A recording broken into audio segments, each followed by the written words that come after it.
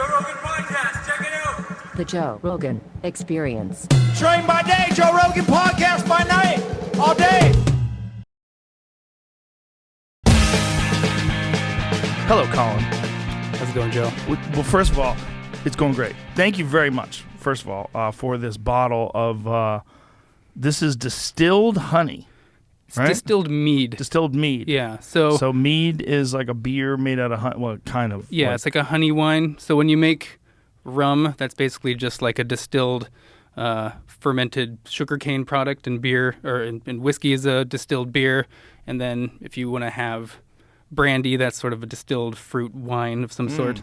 So this is sort of a unique thing. This is distilled mead, so straight from honey. So I think it's one of the most like crafty spirits there are, because like good luck replicating all the stuff that the bees did to make that honey, and then the fermentation process. And then that was put in a pot still by myself. Well, I had mead for the first time last weekend, actually. Oh, okay. I was at Maynard Keenan's place in Scottsdale, Arizona, Merkin Vineyards. You know Maynard from Tool? Yeah, for sure. You know, he's actually a wine guy. He makes wine. What would you call that? What is a wine producer? Viticulturist, enologist. Winemaker? Well, whatever he is, he makes mead as well. It was interesting. I was like, oh, this is tasty, like a weird sort of wine-ish kind of thing. Yeah, I'm sort of halfway interested in actual drinking mead itself.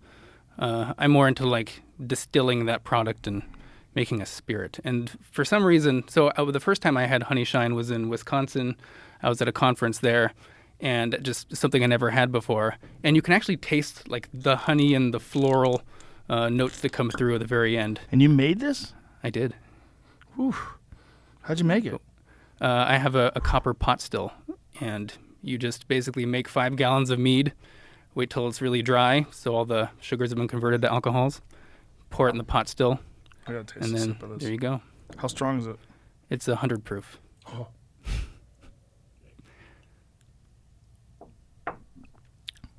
Wow. There you go. Whoa, that's intense. But can you taste the honey in the flower? Or no? Or is it just all burnt? Sort of. Now that you told me that, I would go, no, it's like a fucking strong turpentine taste. Woo. There's a review. Oh. It's rough. If you want to get fucked up, try this. It's good over ice. I'm sure it can make a good mixed drink too, so feel free to sure. experiment here. Why Or just Reality's Last Stand? Yeah, so that's the name of my Substack, and that has to do with, I talk a lot about the whole sex and gender debate, and about why there are only 2 sexes and why sex is not a spectrum. Stop. Cancel this podcast. Turn We it can't off. do this. Hit stop. What are you saying? There's only 2 sexes? That's the current, well, I would say it's the current consensus, but you might not know by actually talking to a lot of academics in science right now, because there seems to be sort of a chilling effect that's going on for people actually saying there are only 2 sexes, and that it's not a spectrum. I know you've talked a lot about like the trans women in sports debate and all that stuff. Yeah. But I'm not sure if you know like the roots of where that comes. It's not just people who are confused about if men are stronger than women.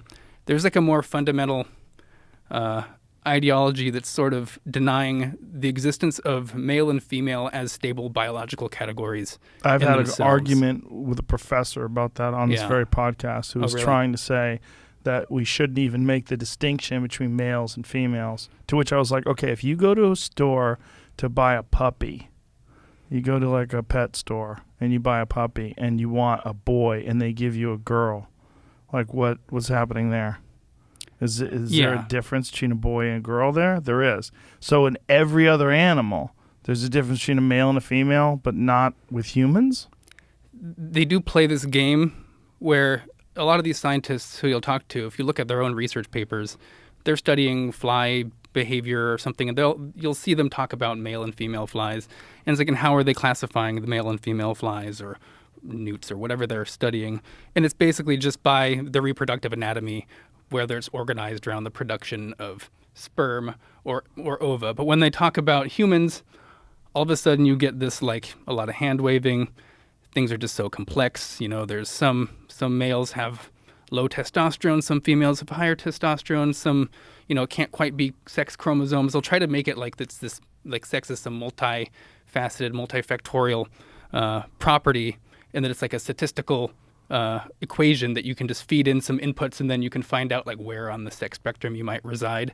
When in reality, that's just not the case at all. You have the two camps of people. You have the sex spectrum / the sex social constructivists. I kind of lump them into this category of they're for the abolition of sex altogether. Then you have the other people who are sort of the sex expansionists, and they want to insist that there's just more than two sexes. And what they all have in common is this allergy to the number 2. They need to break up binaries anywhere they see them.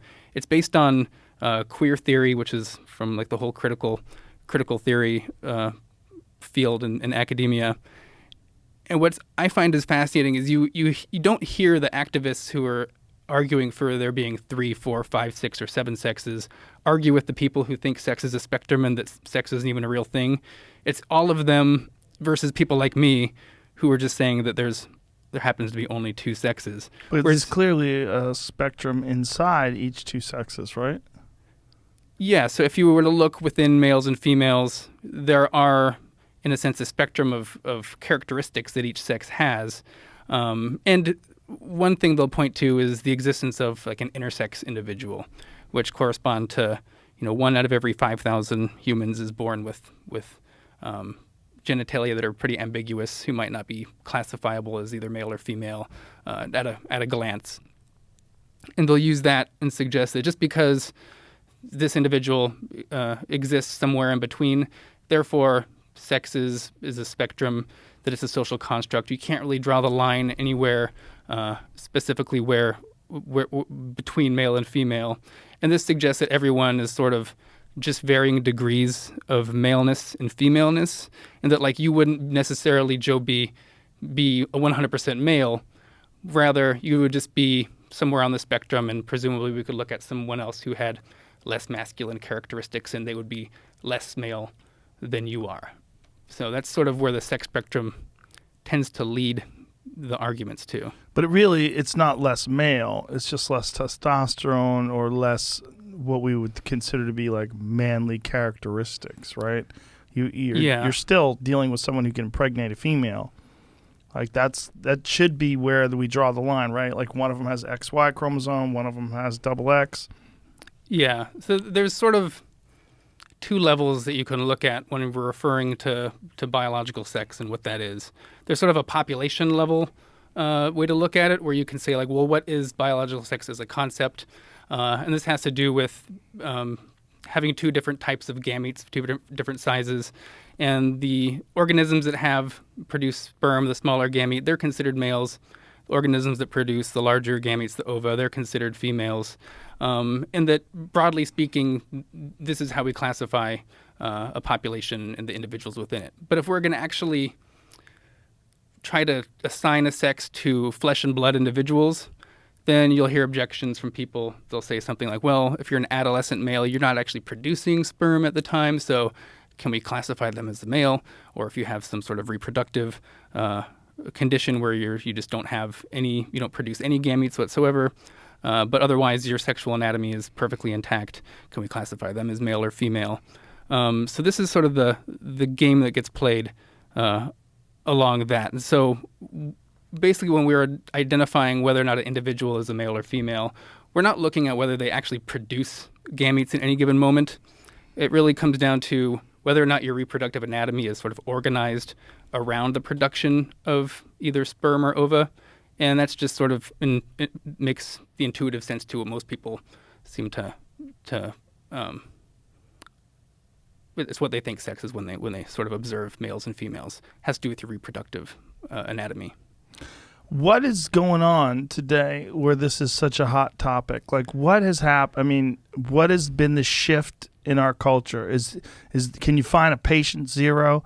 Was there an initial explosion that led to the domino effect? Like, what is it that's leading to such an utter fascination culture-wide about gender and sex now?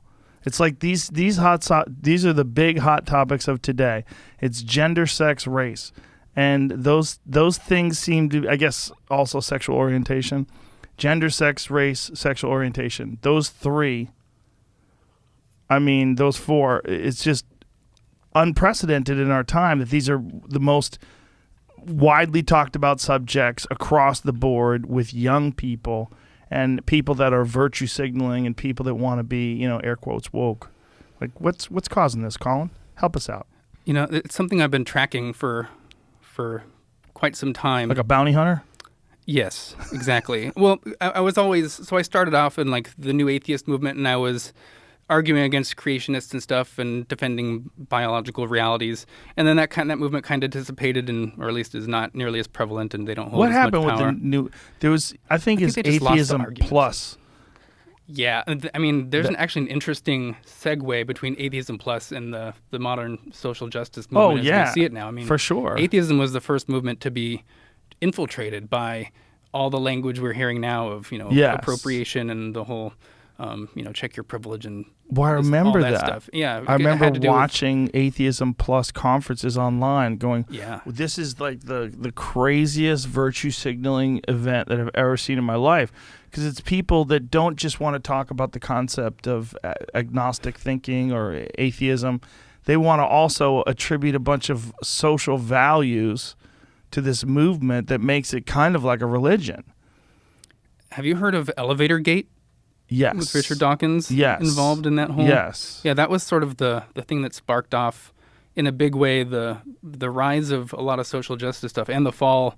Could you explain it to atheism. People that don't know what it was about? Yeah, it was a while ago. Let me see if I can outline it a bit here. So there had been some complaints at a lot of atheist conferences where there'd been people complaining of sexual harassment, and there was one specific example. There was a speaker, her name was Rebecca Watson. She went by Skeptic, and she was giving a talk at this conference specifically addressing sexism in the atheist movement.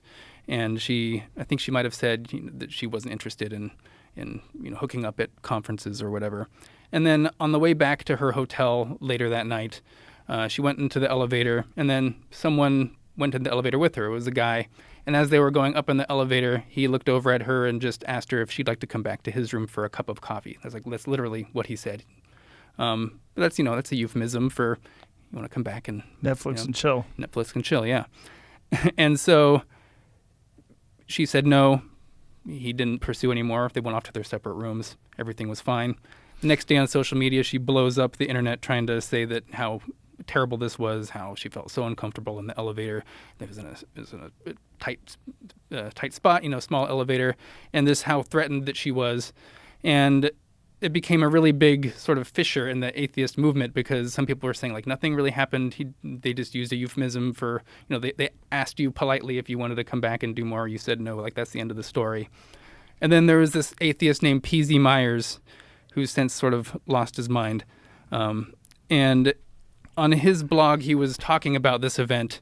And then Richard Dawkins in the comment section wrote what's known as the Dear Muslima letter, which is he was writing a sarcastic response to this as though he was addressing some random Muslim woman saying like, Dear Muslima, you have no right to complain about how you're treated, having your genitals mutilated or whatever, because haven't you heard this one woman, her name is Skeptic, she was offered coffee in an elevator and she said no, and the guy didn't do anything after that. So it was a very sarcastic way he approached that, and then that just made the whole atheist movement just get engulfed in flames immediately. It was all the factions split up between the super woke people and the classic skeptics.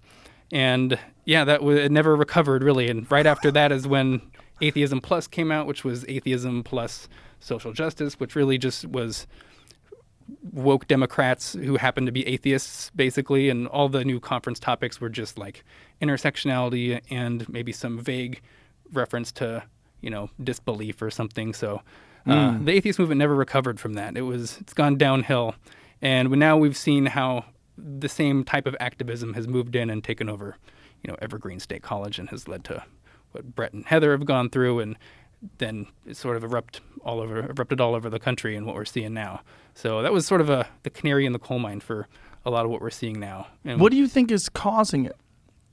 Like, a lot of people have theories on this, but I want to know your personal one. Like, why is this a thing today? Yeah, well, there's so many different aspects to the ideology. So in the specific area of, I guess, the whole sex denial thing, I think there's this sort of this allergy to the word discrimination in a way, where we've been told that discrimination is a terrible thing always. But I mean, it might sound controversial, but discrimination just means that we're distinguishing between two different things in a certain context. Right, Okay, we think of discrimination as we like can, prejudice. I'm discriminating in this certain thing. I mean, if you have a children's sports league, that discriminates against adults, and most people would say that that's a good type of discrimination. Right. But we've just sort of adopted this idea that discrimination is really bad, and so now when we talk about trans women in sports or something, they think they're being discriminated against. And what you'll see in the headlines is, women and girls who are trans are not able to play in sports for women and girls. What they fail to mention is that it's not the fact that they're trans that is the reason why they're not being able to compete. It's the fact that they're, biologically male, and that's the thing that's being kept, that we're trying to discriminate against, not the fact that they're trans, because trans is just like a state of mind that they can have. They declare that they're trans. You can't verify it empirically in any way. And so there's no reason to segregate sports by just a state of your mind, basically, anymore, that you would want to segregate sports by political ideology or something else that's completely irrelevant. So I think an aversion to the concept of the idea that discrimination is bad just across the board is holding us back from having more productive conversations. And then I know you've had people like James Lindsay on, and they talk about just the critical theory, the queer theory that's out there, where it's just meant to just pick apart anything. Anytime they see a binary, they need to deconstruct it. And it's based on this epistemology of relativistic, relative truth, blurring borders between other things, systems of power.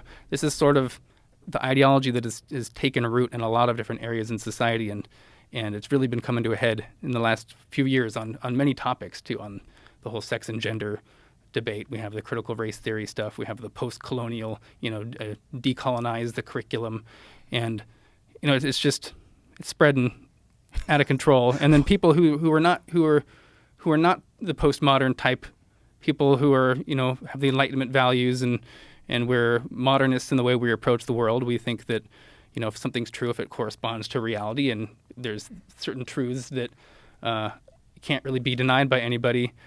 A lot of us are pushing back, and because we've seemed to have lost a lot of a foothold in the institutions, it's now resulting in people getting canceled.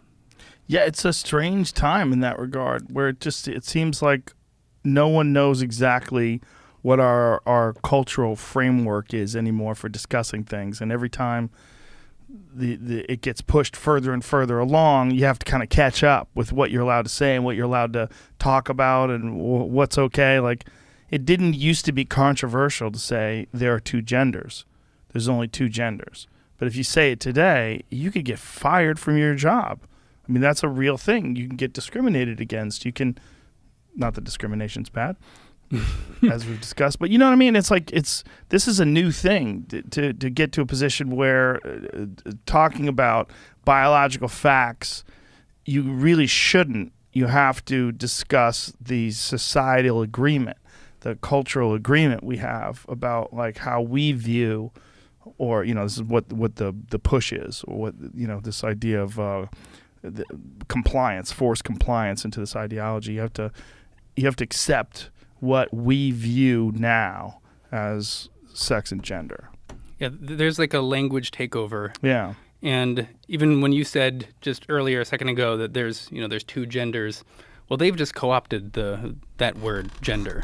And so what used to be the case, and this is something that I was on board with, I was a good, considered myself progressive, was a lot of people would say that sex and gender are different things. Sex referred to your reproductive anatomy, your biology, and gender referred to just the way you identify. You can identify as a man or a woman, or, if they want to expand that, whatever that means, it has to do with identity. It's sort of like sex is your hardware, gender is your software, where you Right. can be a male and identify as a woman. And that was something that I was sort of willing to get on board with. And I was like, okay, why do we need to have the same, we already have male and female to refer to sex. Why do we need to also use man and woman? Maybe we can just let, those people have that. Because as a biologist, it didn't really, my defense didn't really go up, because as long as we know what sex is, then that's fine. I'll be willing to manage that. And then slowly over time, that distinction became more and more blurry, where now they would say, instead of that identify as a man or a woman, they say I identify as a male or a female, and they're using the sex terms where they used to use gender terms. And then I'd started seeing on my Facebook popping up people with PhDs in biology sharing articles like, there are 5 sexes, or there are 7 different sexes, or sex is a social construct. And this was, as I started pushing back against that, I thought they must have been talking about gender identity, but it became very clear that, no, they're talking about actual sex itself, and that there's, every different chromosomal arrangement that someone can have. Like if you're a Klinefelter male or something, you have X, Y, Y chromosomes, that you're your own unique sex now, rather than just, a variation within the male sex. Do you have a theory as to what caused all this, or as to why it seems to be progressing? It's not like they reached a point and they went, okay, I think we made our point. Let's sort of normalize this and have it be accepted into the common thoughts of people. But that's not what's happening. It's just like it keeps getting weirder and weirder and weirder. It's like they keep pushing the envelope about what it means. Yeah, there's no one to put on the brakes, really. I mean, Right. they're within the institutions, and the people who would normally want to speak up, like I did, they get called names. I was looking for tenure track positions, and I had people post on job boards in my field that thousands of biologists look every day, that I was a transphobe and a race scientist, that they just threw in on top of things just to, throw a bunch of slurs at me and see what sticks, and try to poison the well for my potential hiring. And so people see that happens, and then they just don't want to do it. They stay quiet. Right. And then so all you hear is the loudest voices, the most activists. They come out and they'll just say this type of stuff. And then a lot of people don't want to say anything because they're generally confused because of the jargon that's being used. And then they're kind of do a human shield aspect, where they're portraying themselves as sort of the next evolution of LGBT rights, or in the terms of critical race theory, this next civil rights movement. And so no one wants to be on the wrong side of history, even though they don't understand what people are saying. It sounds nuts, but who are they to really judge what this is? They don't want to be called a racist, because that's the worst thing you can be called. They don't want to be called a transphobe, because we all want to be accepting people. And fortunately, I think a lot of people are sort of beginning to see that, and they're willing to stand up a little bit more now, and at least call it like it is, saying that these people have a really bad concept of what biological sex actually is. No, there's not 7 sexes. No, sex isn't a bimodal distribution where we're just varying degrees of maleness and femaleness. We can definitively say for 4,999 people out of 5,000 that they are unambiguously male or female, and we can account for the 1% that's not, but that doesn't make all of us sort of in question of what our sex is. So did you start? You're saying you were a progressive. You started out thinking in terms of like a progressive ideology, but then I was pro the gay rights movement, and yeah, for sure. And what, if anything, has changed? Nothing has really changed with me. I think a lot of just the discourse has moved into a realm that I was no longer sort of comfortable with. As soon as that wall between sex and gender started being broken down, that's where I had drawn the line, because now we can't talk about what sex is, and this is having the consequences we're seeing for like women's sports, and males getting admitted into female prisons, being able to including male self-identify. sexual abusers. Oh yeah, which is really so which crazy. We were promised that would never happen. But apparently that is. I mean, Laurel Hubbard, the trans woman who's the first Olympic athlete who just qualified for New Zealand. Mm-hmm. So that's a new thing coming out. This is Yeah. a 43-year-old trans identified person who's 43 is incredibly old to be competing in the Olympics for this powerlifting for her weight class. And I think she's favored to win the whole thing, given her biology. So it's Given her biology. given their biology. They. I'm the Yeah. type of person who. What's this, Jamie? Oh yeah. It's a picture I just stumbled across of where Laura Hubbard's falls in line with, I think the orange line is women. Yeah. Probably, I think M35 is the age, and then Yeah. she slides right in there at where all the males are. Yeah. I think there's actually a time thing, so it's 2010 to 19. Yeah, correct. And so just a few years ago, Laurel Hubbard's total lift would have been just right in line with the male category that she's currently lifting in. So it's quite a big jump. Yeah, it's a huge jump. I wonder how many people support this versus, you read comments under when there's an article that's written and they post it on Twitter about this kind of stuff. It seems overwhelmingly that most people think it's a bad idea and that most people think it's unfair to biological women. But then there's people that just go all in on the woke side and they want to say, no, it's just transphobic to think that way, and that there's a spectrum in every single category. Like if you look at males or females, you're going to look at, like, there's going to be your LeBron Jameses on the high end, and then on the low end there's going to be some completely unathletic people, and that's the same with females as well. And when you add trans into that mix, you're not really messing up the curve any more than you ordinarily would be by having exceptional female athletes in there. Yeah, a lot of the arguments for including trans women in female sports sort of go along the lines of that bodies come in all shapes and sizes. We all exactly. We know some women out there, like you've met them in your life every day, where, maybe not every day, but you've experienced women who are much stronger or faster than most of the guys you know. Like there's really exceptional women out there.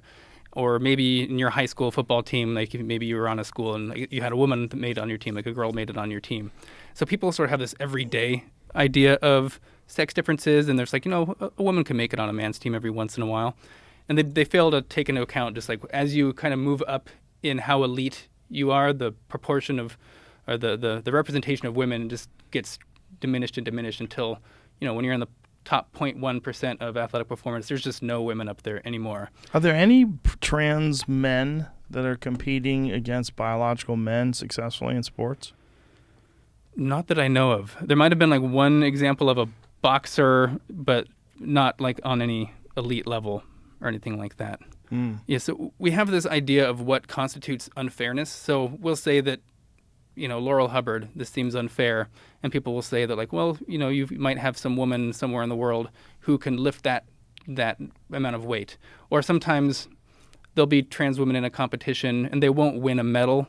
And so people will say that shows that it's fair because they're not winning. Yeah. And I think an important thing to recognize when we talk about fairness in sports, what they're doing is they're comparing fairness to other athletes. Like, what is your performance relative to somebody else? And by that standard, you could look at someone like LeBron James and say, well, he's not fair. Right. He's this athletic freak. He can jump 5 feet in the air, whatever. He can dunk. He's just extremely strong, fast, everything you need. Like, I wasn't born with that, so, is it unfair that for me? Where I think when we talk about whether something's fair in sports, it's not relative to other athletes. It should be relative to how you would have performed had you not had some performance-enhancing drug or something. So I could probably take a bunch of steroids, enter a powerlifting competition.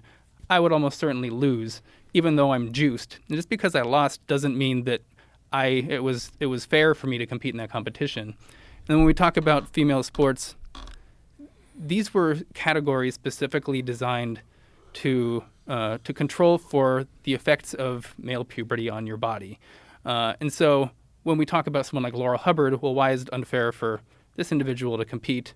It's not because she's just stronger than most women. It's because they're stronger than they would have been had they not gone through male puberty, and that's what female sports is meant to control for. And so that's why even if she gets last place in the Olympics, like she still took that last place away from a woman who would have been there. Like I'd get last place in a powerlifting competition. So what is happening though? Like, why do you think the International Olympic Committee is choosing to do this? Because it seems to me that if I was a biological woman, I would be furious. I would be thinking, I can't believe I spent so many years training for this and preparing my body for this, and now a biological male is going to take my spot. Inclusion. That's just the buzzword of the Inclusion. day. Everyone, yeah. But I mean, diversity, equity, inclusion. If we had an overall vote, though, I mean, is the issue that more people who support these things are in the camp of air quote activists, people that will complain and write letters and emails and call and do something to try to cancel or get rid of something, versus people that disagree with it and they don't do much about it. They just go, well, I don't think it's right that a biological male competes against a female, but what am I going to do? You know, like if they're not organized in that regard. If it was a vote, it'd be pretty unanimous. It'd be pretty close. I don't think it would be pretty close. I think no, I don't think that's what I meant. I meant close to unanimous. Yeah. I think there's be a few knuckleheads in there that are in denial. And you're going to get all the woke activists are going to vote for yes, but most of the people who are outside of that small percentage are not going to. But the result of ad hominems too, or they can't. The idea is that you have to be a bigot if you think this is unfair. Like that's the only solution or the only possible explanation for why you don't think it's fair. Well, I mean, unfortunately, it's not up for a vote, and they've found a way to sort of get their ideology through without people voting on it by, again, manipulating the language behind it. Well, you look at the WNBA, and that's the Women's National Basketball Association, and they'll talk about what a woman is a gender identity. And so, even though everyone knows that the WNBA and all the women's categories in the Olympics, that they were created, for biological females, but if they can just insist that a woman is now not an adult human female, but is instead anyone who simply identifies as it, then you don't have to change any rules anywhere and sort of stampede through and change everything, and all of a sudden have people competing in the sex category. Yeah, I just wonder what's going on with the Olympics. It's like, are they trying to appeal to woke people? Do they think that this is the thing to do with the current cultural climate? That the wind is blowing in that direction, so they're just going to go with it? Because if anybody should be concentrating on fairness, it's the damn Olympics. I mean, it is the whole thing about the Olympics is supposed to be no drug testing, no this, no that, no advantages, no EPO, no blood doping. You're supposed to just be natural. Yeah. And if you can be competing in the Olympics, but competing as a gender that's not represented by your chromosomes or a sex, like whatever you want to call it, gender or sex there. It's just weird that they chose to do that in the Olympics. It just shows you that. I think part of it is a marketing thing too. I think part of it is they just think that this is the way the wind is blowing and that people like it, and regardless of whether or not it's fair. They put up this facade as though they're sort of being informed by the science by, if you're going to compete as a woman, you need to self-declare that you are a woman, and then they say you need to lower your testosterone to, I think it's 5 nanomoles per liter right now for one full year before you compete, and you need to have that down while you're competing as well. And so that sounds scientific. Most people hear that and say like, oh, so that's what it takes to get rid of the male advantage that you've had. But the advantage that a lot of males have isn't just the circulating levels of testosterone. It's not like you just all of a sudden remove my testosterone and I don't have advantages. What we should be focusing on is the effects of past testosterone that has guided, male bodies through puberty and has making us stronger upper bodies, made us taller, made our grip strength a lot stronger. And before a lot of the activists said, where are the studies showing that a trans woman who's on hormone suppression is actually stronger and more athletic than a cis woman? And then the studies came out. And actually, I have them right here.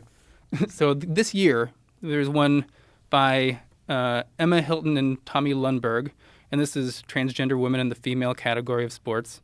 And I mean, I'll read their description. This is looked at all the longitudinal studies, so over time before and after hormone suppression. So we report that the performance gap between males and females becomes significant at puberty and often around 10 to 50% depending on sport. The performance gap is more pronounced in sporting activities relying on muscle mass and explosive strength, particularly in the upper body. Longitudinal studies examining the effects of testosterone suppression on muscle mass and strength in transgender women consistently show very modest change, where the loss of lean body mass, muscle area, and strength typically amounts to approximately 5% after 12 months of treatment. And given that the gap in strength is usually anywhere between like 30 to 40%, a 5% reduction off that is minimal. Thus, the muscular advantage enjoyed by transgender women is only minimally reduced when testosterone is suppressed. Sports organizations should consider this evidence when reassessing current policies. And what study is this from? This is from Sports Medicine. This is the #1 sports medicine journal in the world. It's This is a recent study? 2021, yeah.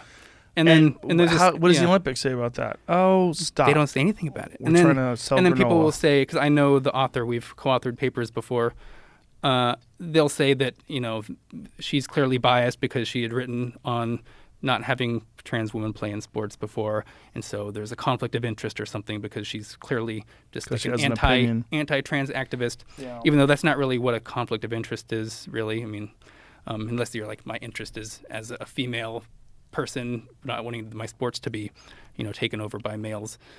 But then, so there's a good retort to, the bias thing, because there's another study in the, the British Journal of Sports Medicine, another top article, top publication. And the first author is a trans woman herself who has previously argued for inclusion of trans women, and in some sense still does, even though she found the exact same results here. Notwithstanding values for strength, lean body mass, and muscle area in trans women remain above those of cisgender women even after 36 months of hormone therapy. So these are the biggest studies that we have right now. And you'll still get people saying, like, where's the data? And I think it's pretty clear that they never really cared about the data to begin with. It was a expedient way to make you shut up at that given time. It's just, it seems to me that it's we're operating in this new realm, where people think this way, or people are discussing these things in a way where there's a cultural acceptance on transgender people to the point where you're supposed to ignore advantages they would have doing things that are traditionally female things, like sports. Sports being the only one, really. Other than that, like, no one really... I mean, it doesn't seem to be... There's not a lot of overwhelming, overt discrimination against people who are trans, like, publicly, other than the sports thing. The sports is the big one. Other right? than in prisons. So, I mean, people are mostly okay with the whole social accommodation of trans people. I mean, I myself... More so now than ever before, right? Yeah. Which is progress. Absolutely. I mean, I myself am happy to use their preferred pronouns. What if they get in public? the weird ones, where they invent ones? Some of the non-binary ones are a little out there. What about, like, I won't use the those. Zers and all that stuff? Like, come on. I might make an attempt, but if I fail, then I'm not going to feel too bad about it. What about theys and thems?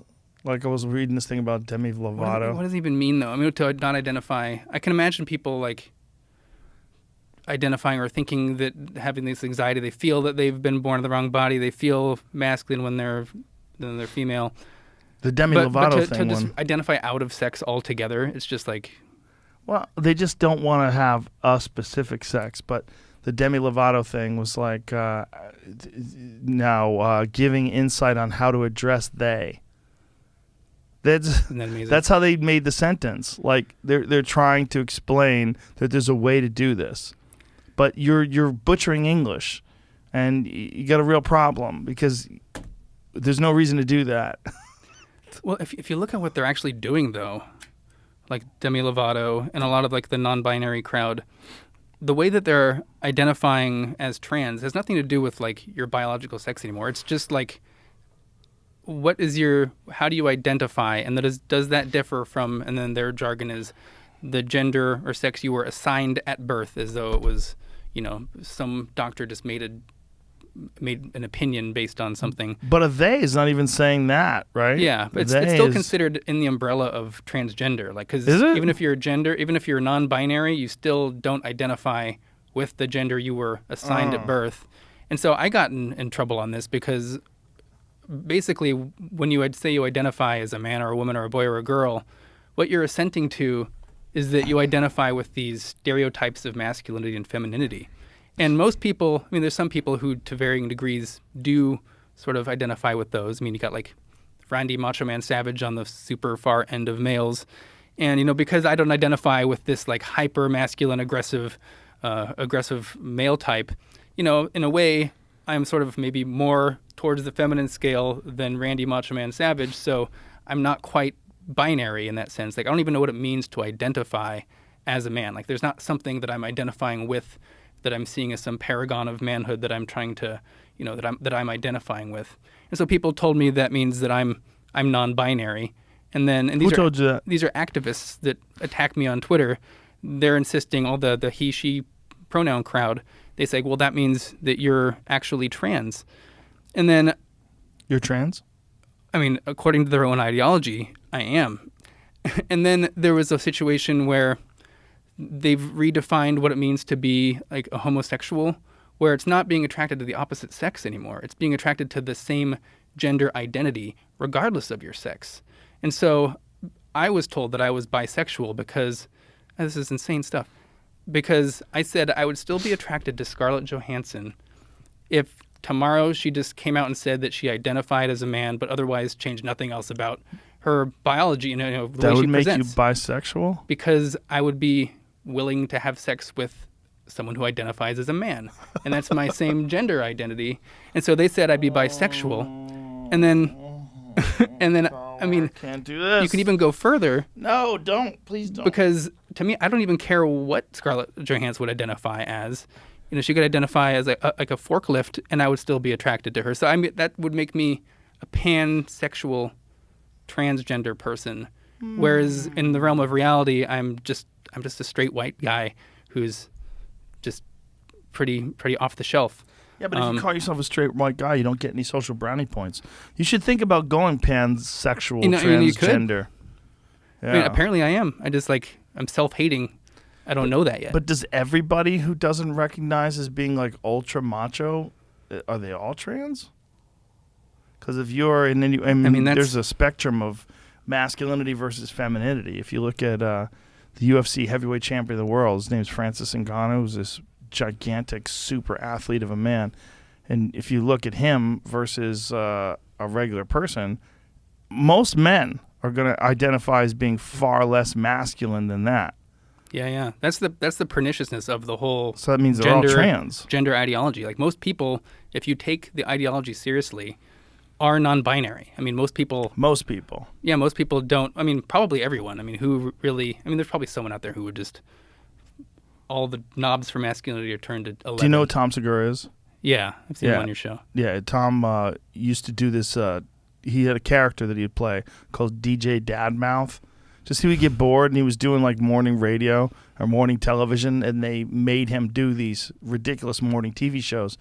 So he decided to do them with like a fur coat on and a gold chain, and he would tell these people that he identifies as non-binary.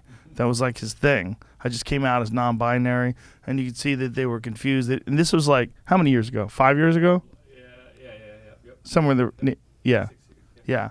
So 5 years ago, he just decided it'd be funny to just say something that nobody understood, because 5 years ago no one knew what the hell he was talking about. He would go, he's go, I'm just coming out as non-binary, and they'd be like, okay, what does that mean? Like, so all this activism, air quotes, and one thing it has done is it's made people like super aware of that term now. So in half of a decade, the idea behind it has completely changed, where before 2005, nobody knew what the fuck you were talking about. But 2021, they absolutely do. It's not that long that this has been going on, or 2015 even. No one had any idea what that meant. Now it's super common. It's common, but I still don't think people know what they're talking about when they say it. Like, there's... I think they had to, right? It tends to... I mean, you'll talk to the activists who are saying this stuff about, well, what does it mean? Like, just ask anyone who's of this ideology, what is a woman? And you will get just insanity back. Anyone who lives and identifies as a woman. Okay, how do you live as a woman? Well, a woman can live any way she wants to, as long as they identify as one. Well, what are you identifying with? With womanhood. Well, what is it spirals down, and it really comes down to, because when you see how they're presenting, then it's usually extremely feminine, and it's like, okay, you're basing what a woman is on just stereotypes of femininity. Right. And same thing with being a man. That's what they're doing. They will just deny that that's what they're doing, but there's just no other option. That's clearly what's going on in these situations. And then you get these gender nonconforming kids that are, being told that, oh, you're behaving very boy-like, maybe and you're a female, maybe, you're a tomboy, maybe you're actually, trapped in the wrong body or something. And it's just completely insane the way this is infecting a lot of kids' minds who are just confused about what their sex is. I mean, that's why, I talk a lot about this stuff in the whole sex spectrum and stuff on my Substack, Reality's Last Stand, because, I do feel like if we can't get these questions right on what sex is, that there's only two sexes, male and female, like there's just not many more levies after this that can hold back the flood of insanity. What's going to be, what's after male and female aren't real? What's that's my downstream question. from that? Because it does seem to be going in that direction where it's not. It's getting more crazy and more frantic, right? It doesn't seem like it's getting better. Like we've reached some sort of a plateau. I'm like, yeah, you know what? Maybe we're wrong about this, and maybe there are some people that are on this weird biological spectrum, but for the most part, it's clear male versus female, or there's two clear, distinct differences. Yeah, I usually try to liken it to a coin flip, because that seems to help in people's minds. Because there's been studies like how many times can you flip a nickel before it lands on its edge, and it turns out to be about 1 out of 6,000 flips. You'll get a nickel that lands on its edge because they got like the flat edge to them, and that's very close to the percentage, or the probabilities of someone who's born intersex. And so, yeah, you can have people land on an edge. They can be sort of an ambiguous case, but for the most part, a coin flip is unambiguously heads or unambiguously tails. Tails doesn't come in percentages. It's either 100% or 0%. And that's just kind of how human bodies are put together. Most of us are just unambiguously male or female. And just because we have an edge case doesn't mean the male and female are just sort of these ambiguous categories anymore. But the thing is, people don't want you to say that because they feel like somehow or another you saying that is eliminating progress. And my question is, where is it progressing to? Like, where does reality completely dissolve? That's what I'm trying to hold back the levee there. Have you seen the genderbread person? No.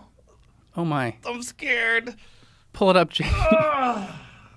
If you go, there's an article. There's a version of it that's. If you go to, it's an article I wrote on Quillette. It's called "J.K. Rowling is Right.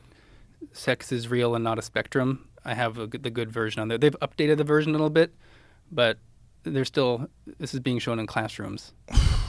It's amazing how aggressive people are if they disagree with you on this stuff too. This is like one of the most aggressive subjects. You got it? The genderbread person. So this is my article on Quillette that basically debunks the sex spectrum. Now it starts off with J.K. Rowling on this thing, but I have another version on my Substack, Reality's Last Stand, that doesn't start off with J.K. Rowling, because people told me that they can't show this to their relatives because they hate J.K. Rowling because she's a transphobe. So can you write me another version that doesn't have start off with a J.K. Rowling thing? What did she say? She said what I said. That sex is real. So we can ignore the identity stuff and the attraction, but when you look at biological sex here, they have femaleness and maleness. Not male or female, just femaleness and maleness. Yes. And there's a bar that you can slide, the spectrum. And then if you look at the text beneath it, it says, describing what biological sex is, the physical sex characteristics you're born with and develop, including, genitalia is okay, but then body shape, voice pitch, body hair, hormones, chromosomes, etc. So if you have a deep voice, that will move you somewhere on the sex spectrum, apparently. If you are a hairy woman, you're less female now than you would have been if you had been hairless. Body shape, if you're just, a very square woman, you're maybe less of a female. You're more male now. This is what they're teaching kids in classrooms. Even in college classrooms, this thing shows up. And what they're confusing here is the difference between like primary sex characteristics, which is like your genitalia and your gonads, and secondary sex characteristics, which are all the differences that happen in your body when you go through puberty. Like men get more upper body strength, we get hairier, voice gets deeper. An analogy that I have for this that helps it stick with people is it's kind of out there a little bit, but if you think about bikers, people who ride motorcycles, and cyclists, what defines a biker and a cyclist is the type of thing that they're riding. Is it a motorcycle or a bicycle? But then there's all these like cultural things that are kind of overlaid. Like there's biker culture, which might correspond with people wearing tattoos or wearing leathers, more protective gear because riding on your bike, your motorcycle is more dangerous. And then if you go to the cyclists, they have the more lightweight, streamlined, different types of helmets. And so all the helmets and all the other stuff, that's sort of like the secondary sex characteristics, the analogy goes. So what these people are essentially saying is that if you're riding a motorcycle, but you're wearing like a spandex bodysuit and you have like the cyclist helmet on, that you would actually be more of a cyclist, even if you're riding a motorcycle. And so anyway, the analogy is looking at, the motorcycle versus the bicycle. That's your like primary sex. That defines your sex basically. Whereas the secondary sex characteristics, if you have breasts, if you have deep voice and stuff, those are sort of analogous to the other things that go along with riding a motorcycle, like more padded outfits and things like that. So they're confusing the outward expression, the how big people's breasts are, how hairy they are, with sex itself. And that is just completely not the case. They try to break sex down into these multivariate phenomena where you have, we can presumably plug in all these things like voice pitch and how much hair you have into some equation, and then out pops, where you are on the sex spectrum. And it's just a complete, it just gets the biology. It's like, it's not even wrong. It's just completely wrong. And deceptive, it seems. Yeah, it is totally. I liken it to just like the playground bully logic that you'll get on the playground. Like I've seen this before in grade school where you have the boy who might have more feminine features, they have a higher voice, and you get the bullies going along and telling them that, what are you, a girl? And they'll bully them. And then according to the sex spectrum, you'll have this chart and some teacher might try to break up a fight. Like, what'd you do? You called Billy a girl? Well, he might be according to the sex spectrum. This validates that type of bullying where Billy might actually be more of a female because he's got a high voice. Like, that's just completely insane that this is the type of stuff we're teaching kids. Where does this go? Have you ever tried to extrapolate? You ever try to look at like how nutty this has gotten over the past 5 years and then 5 years before that, and then look to 5 years in the future, 10 years in the future? Because, like you said, it doesn't seem like there's any brakes on this thing. Yeah, I don't know where it's going to go, and that's why I'm doing my best to not let it get past this final levy. Just, honestly, it could go to just complete chaos. Like, what do you do? People identifying as different ages and animals and Well, they've tried. Some people have say tried. that's like a slippery slope, but like I would have said where we are right now is the end of the previous slippery slope I was accused of thinking might exist. Like we've already gone so down the slippery slope, like going down a little further is not even. And the that problem is it inconceivable. normalizes it, right? Like that Oh, yeah. slippery slope. The crazier you get, and the more you identify with things, the more you get away with whatever your wacky new thing is. The Yeah, more, everyone thinks this is normal now, like what we're doing. Yeah, exactly. Yeah. And the problem is when people, like, you just had Brett on a second ago, and he's speaking up about some stuff that's, I wouldn't even say it should be that controversial. He's more just talking about certain matters of medicine and stuff. And I'm saying the most boilerplate things I can possibly imagine that a biologist could possibly say. Where's all this woke shit coming from? Have you thought about that? Have you tried to figure out like what's the origin story and where does it go? I mean, it's coming from a lot of the humanities departments and the women's studies departments, queer theory, the whole. But why have they shifted culture so much? Like, well, it's sort of always, since like the '60s, it's been in the humanities departments, but it's sort of kept. It's the lid has been kept on it for a long time, but they've just slowly sort of permeated outside and just got into people's minds, and then the piggybacking off of.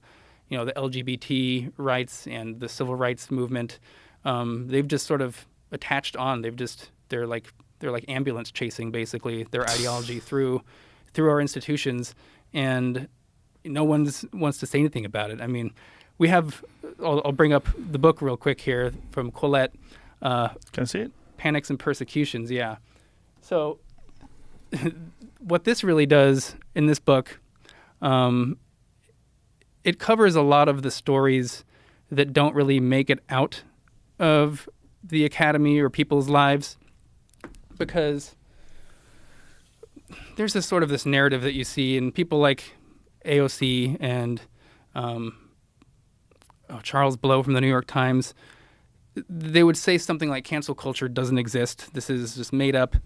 The people who are getting quote unquote canceled are people who have a lot of power. They'll point to J.K. Rowling, who's like too big to fail. They'll point to you. They'll say, even if Joe gets kicked off of whatever network he's on, like he's got a big enough audience, he'll go somewhere else. Like these people can't really be canceled. And the people who might act like they're going to get, or might be in the process of getting canceled, well, they get like an op-ed in the Wall Street Journal. And so there are these coddled pundits now. And so that they think it's just not a big issue. And so what we did in this book, so for the magazine Quillette that I work at, we get a lot of these people that submit these essays to us about sort of just how the cancel mob came for them in just these small little nooks and crannies of society that you'd never think that this would matter. So there's this double standard you have where the people who get canceled that are too small to make the news that you never hear about, well, they never show up as a blip. They're never a data point. And then you get a lot of the people who never speak up in the first place because they see what happens to bigger name people when they do speak up, and so they don't even have the chance to get canceled. They just self-censor beforehand. And so there's like a damned if you do, damned if you don't situation where, yeah, we can only point to the big people who people hate, like J.K. Rowling and yourself. So what we did is this is a it's got 20 different essays of people. I've got an essay in there of just sort of people's everyday lives and how the cancel mob came for them, to something as esoteric as like an Instagram knitting community where they came after some woman because she talked about how she was going to fly to India, and she compared India as like akin to going to Mars for her because she's never left the country. And then she got attacked because, this is so othering and this is colonial speak. Othering? And yeah, othering, yeah. Is that a new one? I think it's been around. I didn't know about othering. Did you know about othering, Jamie? I think it's been in the lexicon for a while. Oh, I'm out of and the then loop. people come to their defense, and then they get canceled, and then people who are silent about it, who have a big platform. Right, but have you thought about like what's the origins of this behavior? Like, why is this behavior emerging? And is it just a function of what's going on with the internet, where you have a lot of it is text-based, where there's no social interaction, there's no social cues, you're not looking at each other's eyes, you don't feel any empathy, you're just writing things down, and you're trying to be as either provocative or as aggressive as possible so that people like what you're saying. social media has made it a lot easier to sort of organize these flash mobs that seem like they're intense, and it seems like there's so many people coming at you. But in reality, sometimes it's just like a small group of dedicated trolls that will just be sending emails to departments and things. Like people sent emails to departments that I was applying to for a job saying that, we're just sharing your work more broadly and calling me a bigot and don't hire this guy.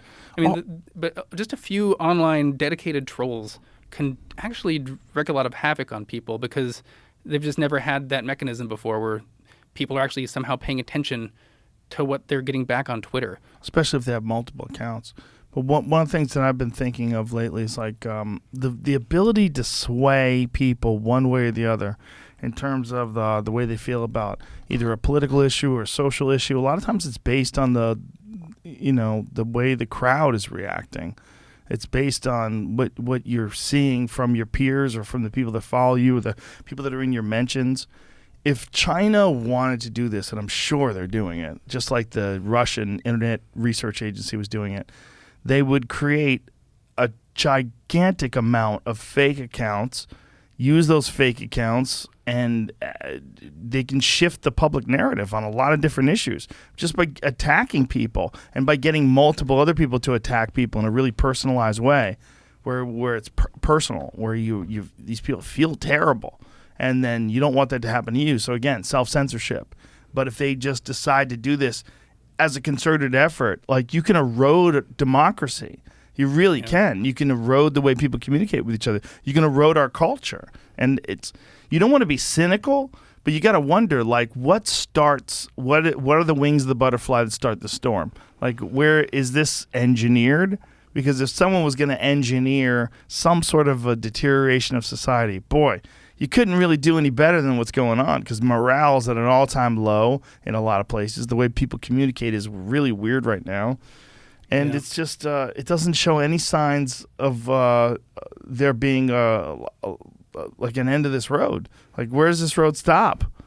Yeah, I mean, the institution's getting captured. And once you get to a certain threshold, it's just sort of spirals down where, the institution's 50% ideologically based, that might, it's pretty sustainable. But once it gets past, like, it's 90%, Democrat or something, then especially if they're influential on who gets hired, they can sort of self-select. And it's never been easier to go on social media and Google someone you're hiring and saying, does this person, what's their politics like? That happens in academia all the time, where people are actually Googling who they're hiring on their departments. And if you were wearing a Trump hat, I'm not a Trump supporter or anything, but good luck ever getting a job as an academic scientist if you have a Facebook picture of you wearing a Trump hat and you're not being ironic about it. Even if you're joking about it. Yeah, you can't even have it ironic. You actually paid for that hat? Yeah, and so they take, once the institutions sort of get captured in this way, there's not a way to get them out. I mean, I talk about when I used to argue against the creationism and intelligent design, it was so easy because I was in universities. None of the biologists around there are creationists. At my community college, we had one, and he was, he didn't teach carbon dating because it was like the devil or something. Really? Yeah. He was completely young Earth creationist. I would stay in touch with that guy.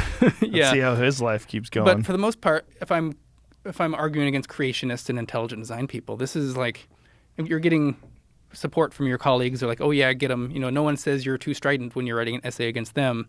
But then when I started seeing a lot of this ideology bubble up around my colleagues, and then I started pushing back a little bit, well, now like the craziness is inside the walls of the university, because before Christians didn't have any major presence in the university, at least not the ones who are creationists and intelligent design people. So there was no chance of them taking over the university, and now creationism is in all the textbooks and that type of stuff. But now this thing is happening within the universities, and then I would just make my straightforward argument about there's two sexes and it's important to acknowledge them in certain situations, and then it's just a wave of hate. And it's not even a you're wrong. At least the creationists and intelligent design people told me, Colin, you're wrong. Maybe they called me stupid, whatever. But now it's, you're not even wrong. You're just a bigot. You're a horrible person. You're literally leading to the lives of trans people getting killed. You're making students on Penn State, when I worked there, feel unsafe on campus because I'm working on my ant experiments there or something, and I had an opinion that got published somewhere. Like, that's the situation in the universities, and it's like it's been infiltrated by a religion.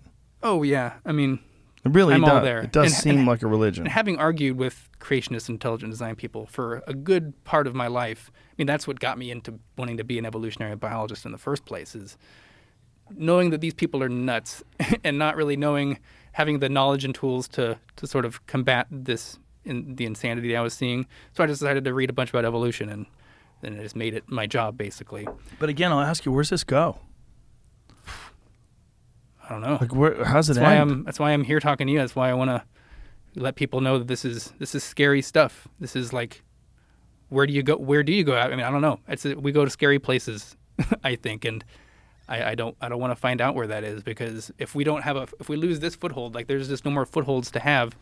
Well, I don't know, we're just going to be scraping down as we fall. It doesn't seem to be an alternative model to what we're going through.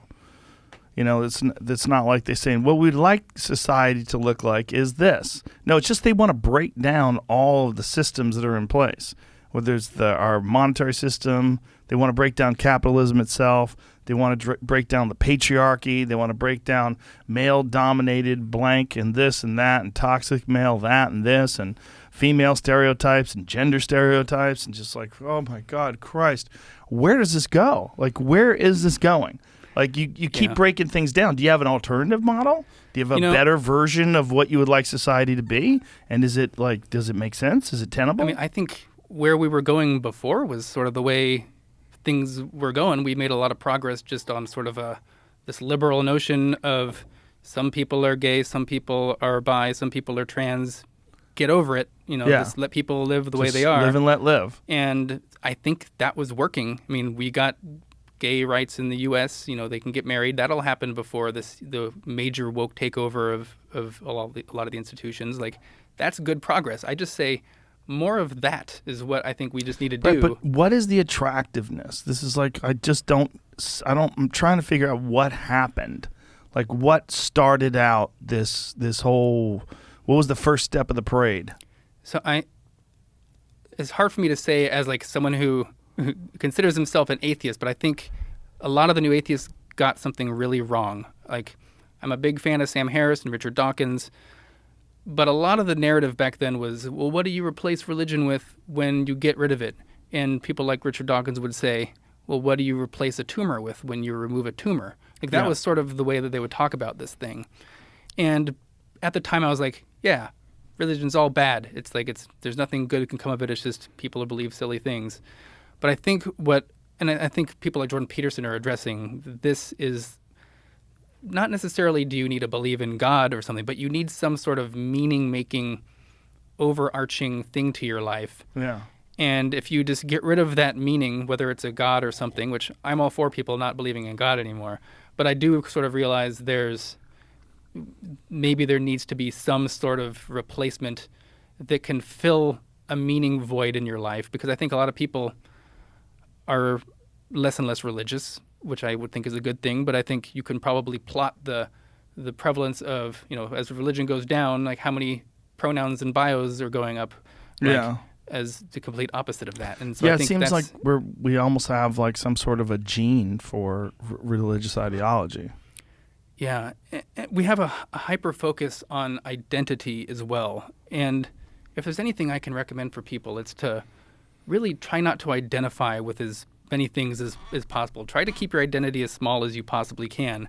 Because before, like, I don't identify as a man. I just happen to be a male, and that's just how I live my life, because I'm acknowledging biological reality. People who are gay, do they identify as gay? Well, no, they just are gay. They just are attracted to the opposite sex. This is, I think, is where we need to go, because now we're getting people who are identifying with political beliefs, with conclusions to arguments. And that means that if you were to attack their argument, about what it means to be about sex and gender or something, it's not just an intellectual disagreement anymore. To them, it's, if they cede any ground, that means they have an identity crisis, because they've made this part of their identity. It's part of who they are, and they're identifying with conclusions to arguments, Whereas that's just not the way to go about things if you ever want to have if you want to be corresponding to reality as much as possible. So this hyper focus on identity, I think that needs to go. Right, but how do you fix that? Everybody knows there's a problem. Nobody seems to have any solution, nor does anybody see like an end of the road. No one says, if you could just 5 miles down, there's a brick wall. They're just going to slam into that, and that's it. They're just going to get to this ideological choke point where, like, okay, this stuff doesn't make any sense anymore because of blank. There's none of that. It's just no one knows where it goes. I try to use some of their empathy against them in a little way and try to show, like I had an article in the Wall Street Journal with Emma Hilton, who was a co-author on one of these studies here, that would outline what biological sex is, but then it went into these other things about how replacing sex with gender identity across the board, how this actually harms people, how it harms women, how it's, rolls back sex-based rights, it makes sex-based rights impossible to enforce, how this also harms the gay community by, we've successfully normalized a lot of aspects of the gay community and gay marriage and things like that, but how now identifying being gay with being attracted to the same gender identity instead of sex, well, then there's just insanity beyond that point. I'm pansexual now because, all this stuff with Scarlett Johansson. Yeah.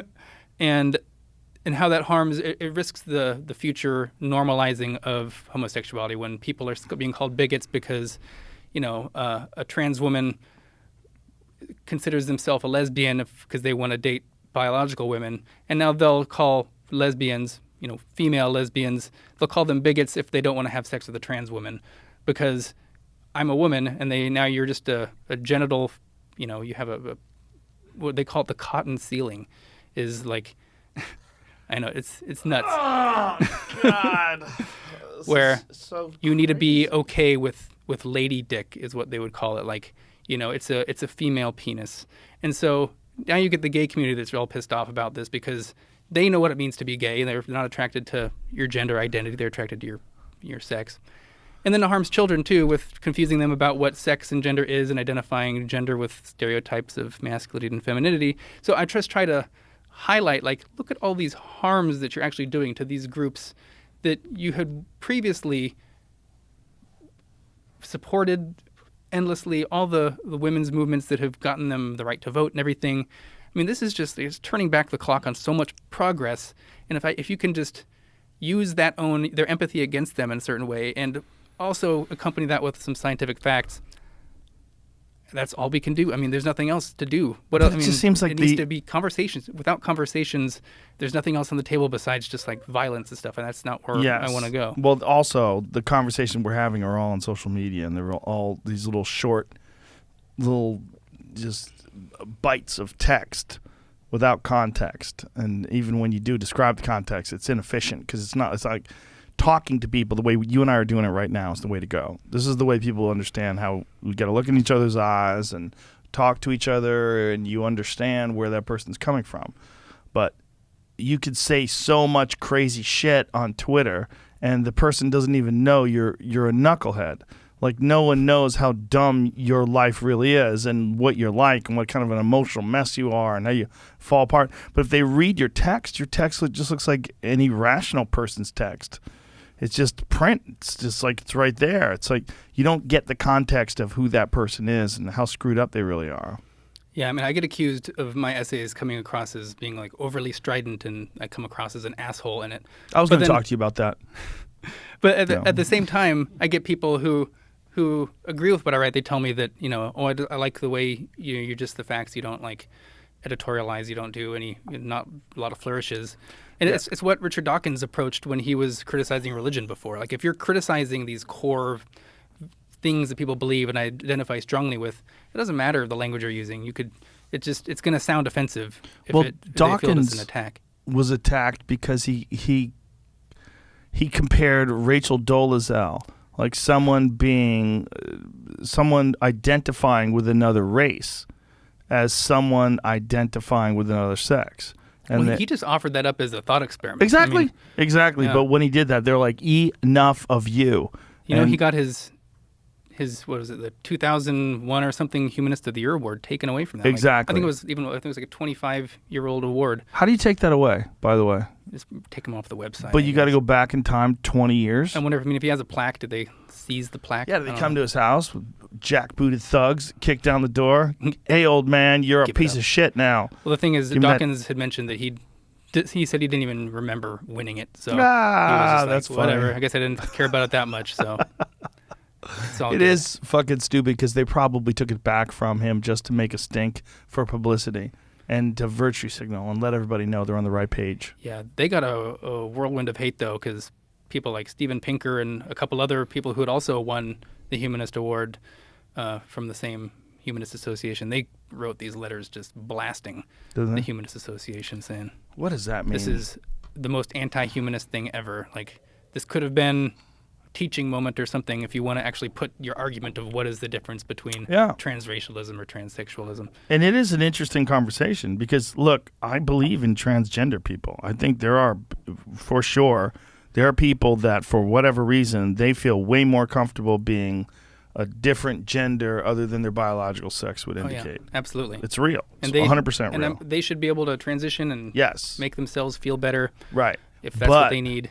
What is going on with race?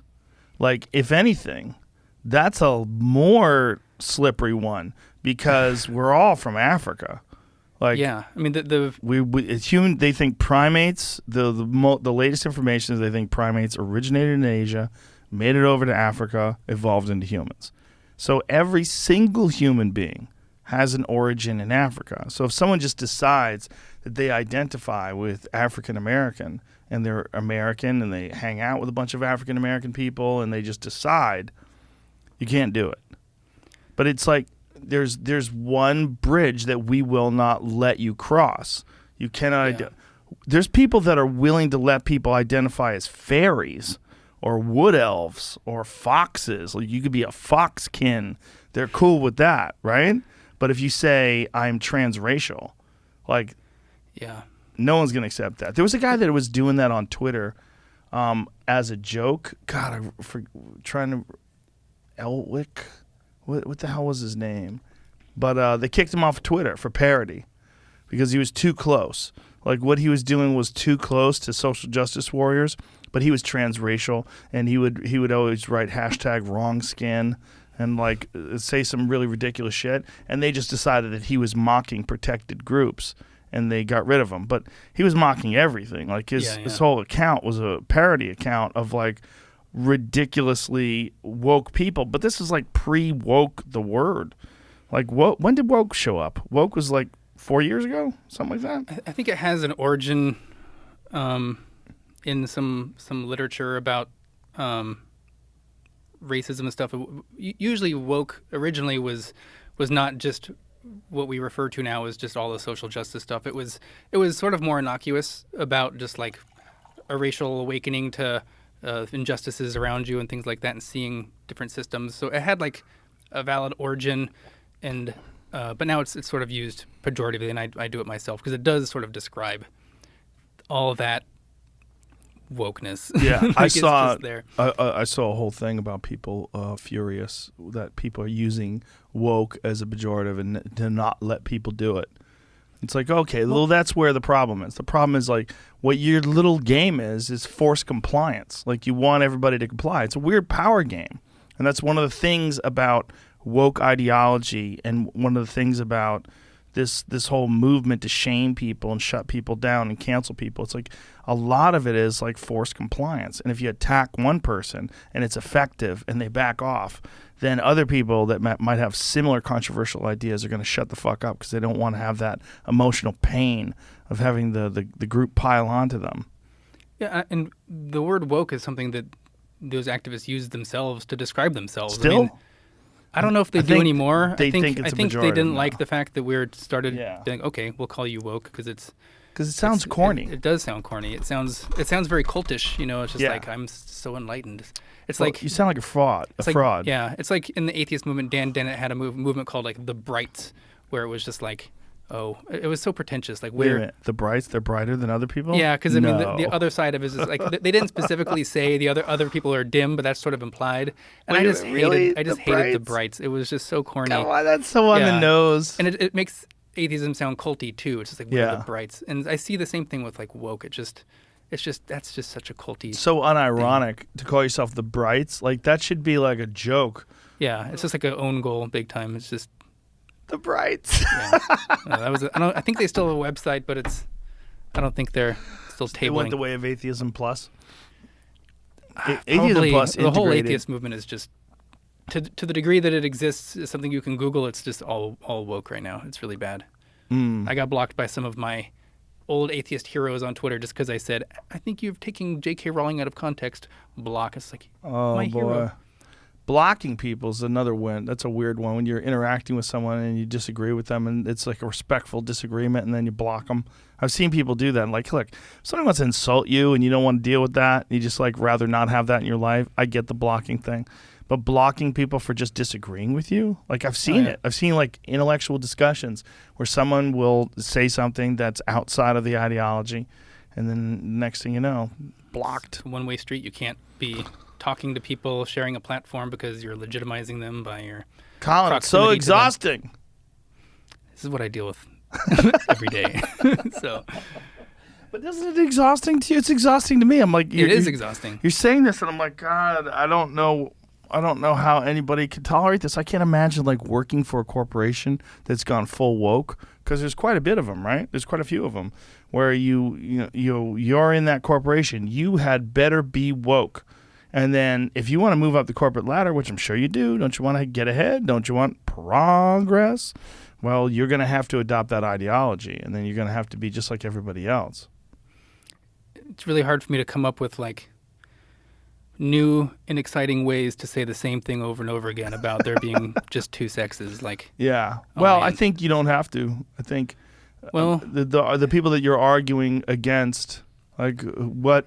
if I shut up, no one's gonna be. I don't think there's other people out there besides you. There's a few other people talking about it, but We got like Heather Hying. We got Yeah. Emma Hilton on Twitter. yeah. There's a few others who are doing their thing, but really, it's actually quite shocking how few people are even like saying anything about this. But then listen to what you just said, though. It's Twitter. Twitter's a fucking mental institution with a bunch of inmates throwing shit at each other. It's just such a Well, occasionally. I don't see people talking about it in my daily life either. I mean, But does it come up in your daily life? not really. But we're seeing the way the trickle over? ideology is actually. I mean, Yeah. people say it's just online, but like It they're trickles pretty over. they're pretty effective. It's more than a trickle. I think. I mean, they've successfully mobilized people getting fired. They've mobilized getting trans women Yeah. in sports through these ideologies. I mean, I don't know where. I mean, I'd like to go on more programs and talk about this type of stuff. If I was an evil genius looking to deteriorate society from within, I would do it the way these woke people are doing it. I would attack perfect, the it really is. Like, if you wanted to go full tinfoil hat, you would say, like, how many of these people that are doing this are actually really who they think or who they say they are, and how many of them are like Russian agents and Chinese agents, and how many of them are just constantly trying to fuel the fires of strife and disagreement online.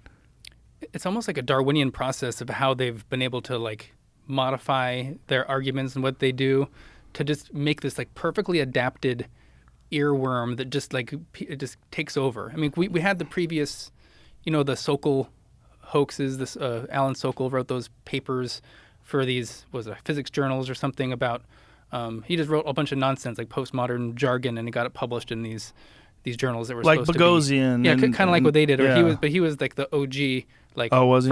first round, they often call the one that Lindsay and Boghossian and Pluckrose did as like the Sokol squared, it's like the new version of it. But he was just arguing with people who had like this relativistic notion of reality, and he used a bunch of jargon.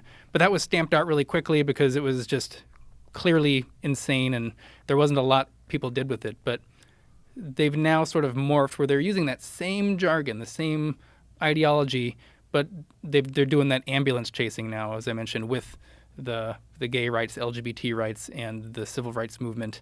And so they're using the same insane relativistic everything's a social construct, everything's power dynamics, using that same language, but now they're just using the shield of people's empathy towards these movements, but these are not natural extensions of civil rights or LGBT. It's a completely new ideology. It's illiberal, it's very authoritarian, and people need to be speaking up against this stuff because it's not what they claim to be.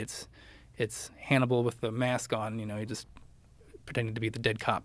Well, unfortunately, too, a lot of the people that combat against this, they find themselves stuck in a place where the only people that take them in are the right-wingers. That's where I found myself. I mean, no one's... Yeah. I went on very early when I started writing about this. I went on Glenn Beck's show briefly to talk with him, and how dare you go on Glenn Beck's show? It's like, well, CNN's not contacting me. Sorry. Like, I'd be more than happy to submit my articles to the New York Times if I thought they'd print them, but... When you went on Glenn Beck's show, did he bring out one of them big crazy charts and connect everything? It's amazing how he's evolved over time. He actually says reasonable things nowadays. At least how's that possible? Did he change his medication? I don't know, but he was a little nuts before. Yeah. Sorry, Glenn. I think you're better now. Well, when the Obama administration was in, that's when he was at full nutty. He decided that Obama didn't like white people, and he was like charts and graphs and shit. Expanding circles of insanity. Yeah. Yeah. Whenever dudes do that, when they have like these ideas and they branch out, and like they have like the brains and connect their yeah. Okay. He's come a long way, but has he? I mean, from what I've heard, I've seen him interview some other people that I respect, and he seems to be pretty. And he just does stuff online now, right? That's like his whole thing. I think he's got his podcast and the show. I think it's alive. It's kind of like this. Interesting. Because he was one of the big guys over at Fox News, but even back then they decided that he went a little too crazy. Yeah, too nuts for Fox. He had some sort of come to Jesus moment or something. I don't know. Yeah. Well, he had a legit come to Jesus moment, right? Didn't his wife turn him into a Mormon? I thought he was a Mormon for a while. I think he became a Mormon in his 40s. Okay. Was that pre-Fox? I'm not sure.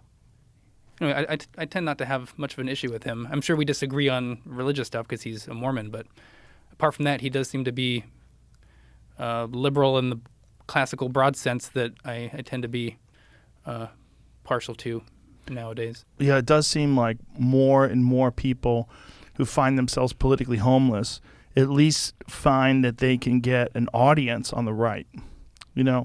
Whether it's the Ben Shapiro show or now Dave Rubin is right wing, and there's a few of these places where you can have these kind of conversations, and even if you disagree with the host, at least they'll give you a platform to discuss it. Whereas the left seems completely closed off to the idea of rational discourse with someone with either a competing, opposing, or varied ideology. You have to stick to the orthodoxy, or they don't want to talk to you. And then you don't want to platform someone who has harmful or hurtful ideas, And as a comedian, it becomes a real problem because then people start conflating. They start pretending that jokes are true statements. And, I've always said, like, you can only do that with comedy, where you can pretend someone isn't joking.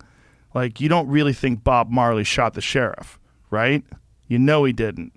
But I shot the sheriff. You piece of shit. You shot a sheriff. You go like, no. It's a song. If you say something crazy on stage, about like I used to have this bit about. It was one of the things that people got mad at me during that whole thing where I said I'd probably vote for Bernie Sanders, and they took a bunch of jokes out of context. You piece of shit. And one of them was saying that women who wanted to be president were greedy. And it was a whole joke about a conversation that I really had with my mom, where my mom was telling me that she wanted Hillary to be president, but my mom's not paying attention to politics. I mean, she might like peripherally watch MSNBC, but her thought was, and she actually said this, I think it's about time that a woman does the most important job in the world. And I was like, okay, I see what you're saying, but you already make all the people. I'm like, you make all the human beings. If that's not the most important job in the world, we're looking at things crazy. There's more than 7 billion people in the world. all of them came out of a woman's body. You guys make all the people. You make food with your breasts, like literally the most nutritious baby food known to man. Changes a child's IQ, changes a child's immune system. I go, you do that. And you want to be president too, you fucking greedy bitches. I go, what else you want? You want a big dick? You want all the money? Like, it's a joke, right? Well, but in all... quotes, they put it in an article as proof that I am a sexist. Because I think that women who want to be president are greedy, in quotes. Like, that kind of shit is why people go on to Tucker Carlson's show. They're like, I give up. I can't talk to you fucks. Because you're playing games with the truth. You're not even interested. It's like there's so much frantic, crazy thinking on the left that people are scared of being left now. And they're going off to it. And I'm clinging, nailing tooth and claw, just clinging to all of my progressive ideas, even though I'm consistently labeled as some alt-right person because I talked to Milo Yiannopoulos 7 years ago or whatever. It's like there's this weird forced compliance on the left that's at a fever pitch, and I've never seen anything like it. It's like a religious fanaticism that doesn't seem to exist right now on the right. We're all in the realm of like impact over intent. Yeah, you might have heard that slogan all the time, where they'll diminish the use, mention, distinction between things like the N-word or something. Even in a mention context for an academic thing, you can't even mention the word. Otherwise, it's this equivalent of saying it. It's almost you called someone that word. Right. And so, I mean, after a while, and even your joke, even if you're making a joke on stage as a comedian, it's, well, the impact of that joke that still hurt somebody, and you did them wrong in some way, so you need to make it better to them. It's just... Yeah, I've heard that argument too. And it's hard to even know what's considered left and right anymore, because the magazine I work for, Quillette, I consider them very centrist. You guys are Nazis, I heard. I mean, we get accused of that. I've heard it daily. I've seen it. It's just so crazy. Yeah. It's just rational discourse. Almost everyone on the editorial board is left of center, I would say. There's maybe 2 people that identify as conservative, and I think we're all atheists. And yet, if you talk to people on the woke left, we're far right, alt right, race science, all that stuff. But if you talk to people on the far right, they think we're just communist left, communist, everything. So so it's just, there's nothing we can do. I think that's kind of where we want to be, I guess, because we really just try to stick to publishing stuff that's well argued, that's you can start from the ground up, first principles, get your argument out there. Yeah, I gotta say though, controversial stuff if as long as it's doing its job. The right has been much better at embracing the other side's ideas and having conversations with them.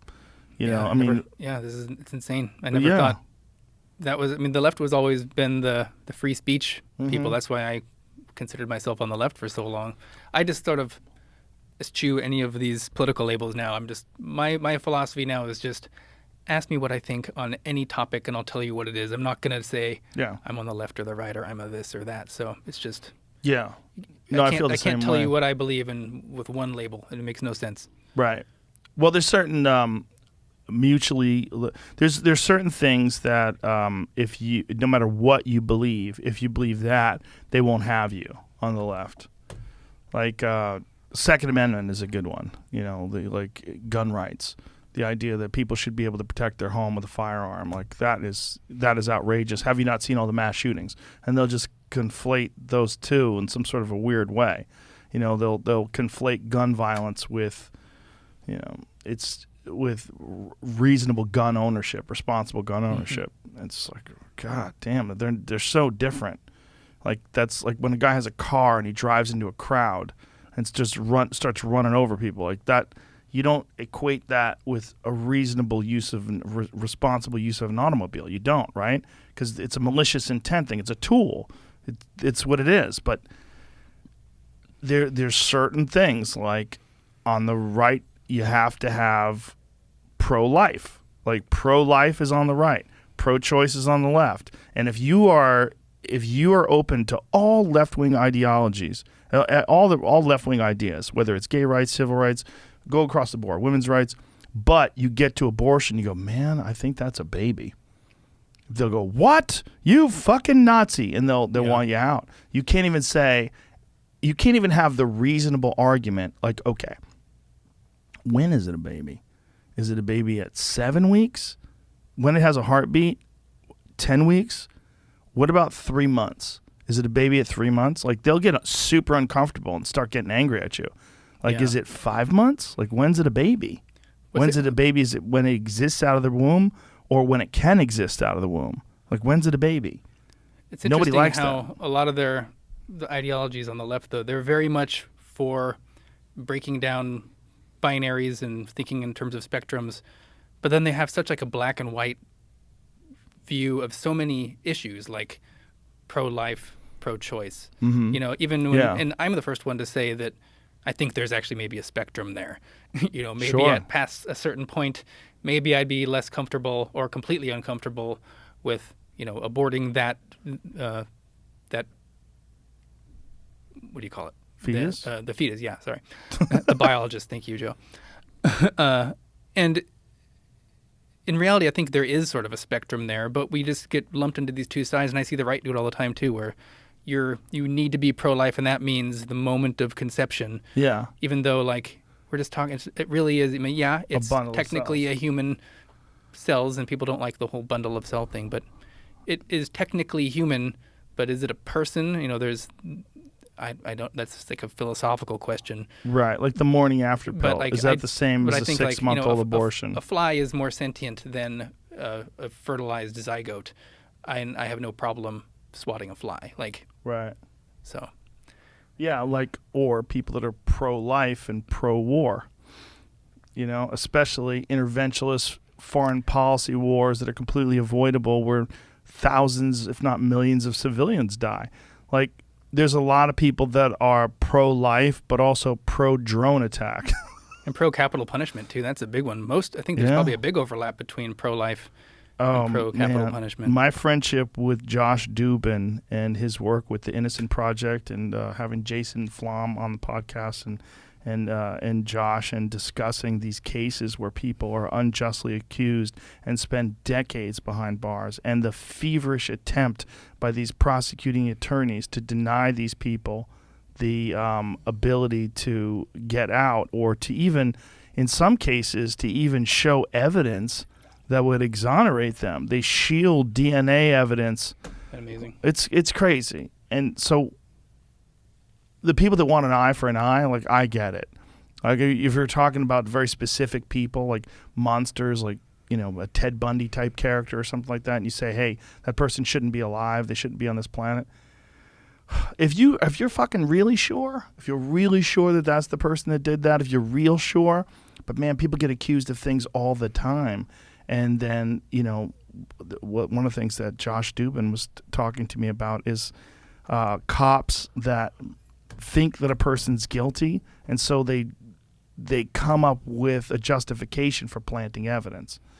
And you're like, oh, like they don't even think they're doing anything bad, so they'll leave some hair, you know, and they're like, look, found some hair, and they left it themselves. And meanwhile, it comes out 10 years later, 16 years later, that this bad cop did this, and this guy's been in jail this whole time, was completely innocent. And then the actual real perpetrator's out on the street because they're playing a game. The game is you're trying to win. I'm trying to prosecute. He's trying to defend. I want to beat him. I'm undefeated in that courtroom. I'm going to get in there and I'm going to lay down the smack on this motherfucker. Because, like, it becomes part of your identity is you're a successful prosecuting attorney or you're a successful defense attorney, even though you know the guy's guilty.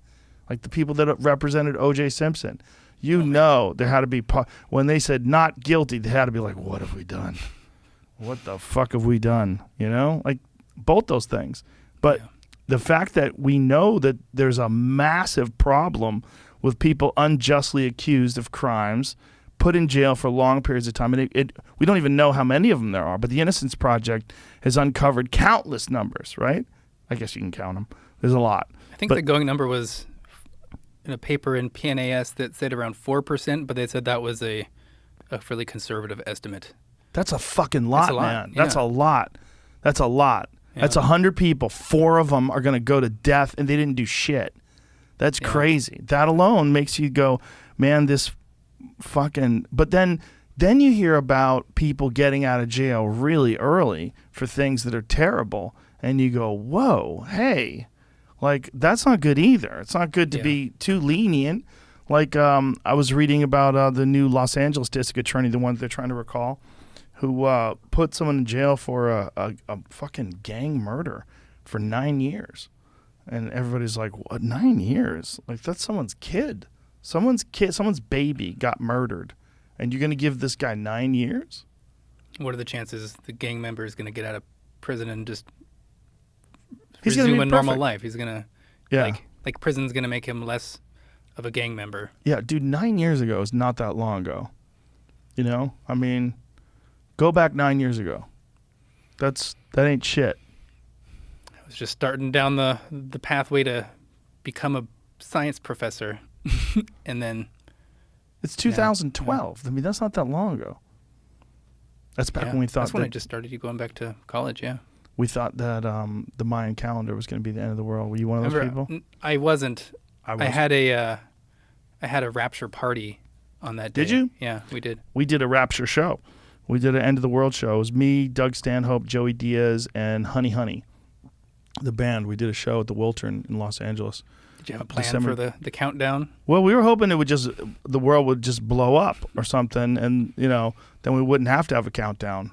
Well, it turns out it was just what they call it, like the long count. It was like everyone thought it was going to be the judgment, but then when nothing happened, it was like, well, he passed judgment then, but then that's when we were judged. Well, I thought it was supposed to be just the end of the count. I'm thinking of the Herald. I'm thinking of the Herald Camping. There was another one in 2012 with that old preacher Harold Camping. Oh, that's the guy. There was going to be the rapture. Yeah. Okay. Yeah. I think that was before 2012, because that guy had billboards out. Because I remember took out these billboards in L.A. and I was standing there once at this Thai food restaurant that I go to, staring at this fucking billboard, going, "What is this guy gonna do the day after this date, and the world's still around?" I remember they had businesses that people were paying to like take care of your pets. There it is, May 21st. It was 2011. Yeah, a little bit before May 21st. That's it. Judgment Day. Cry mightily unto God. They had those geniuses that made money just taking care of people's pets if they were to get raptured. Look at the gold star. The Bible guarantees it. That's convincing. It's official. But I mean, the way it's just so corny. It's so corny with that sticker. The Bible guarantees it. Oh, what do you want to put in the upper left-hand corner? We have an empty space.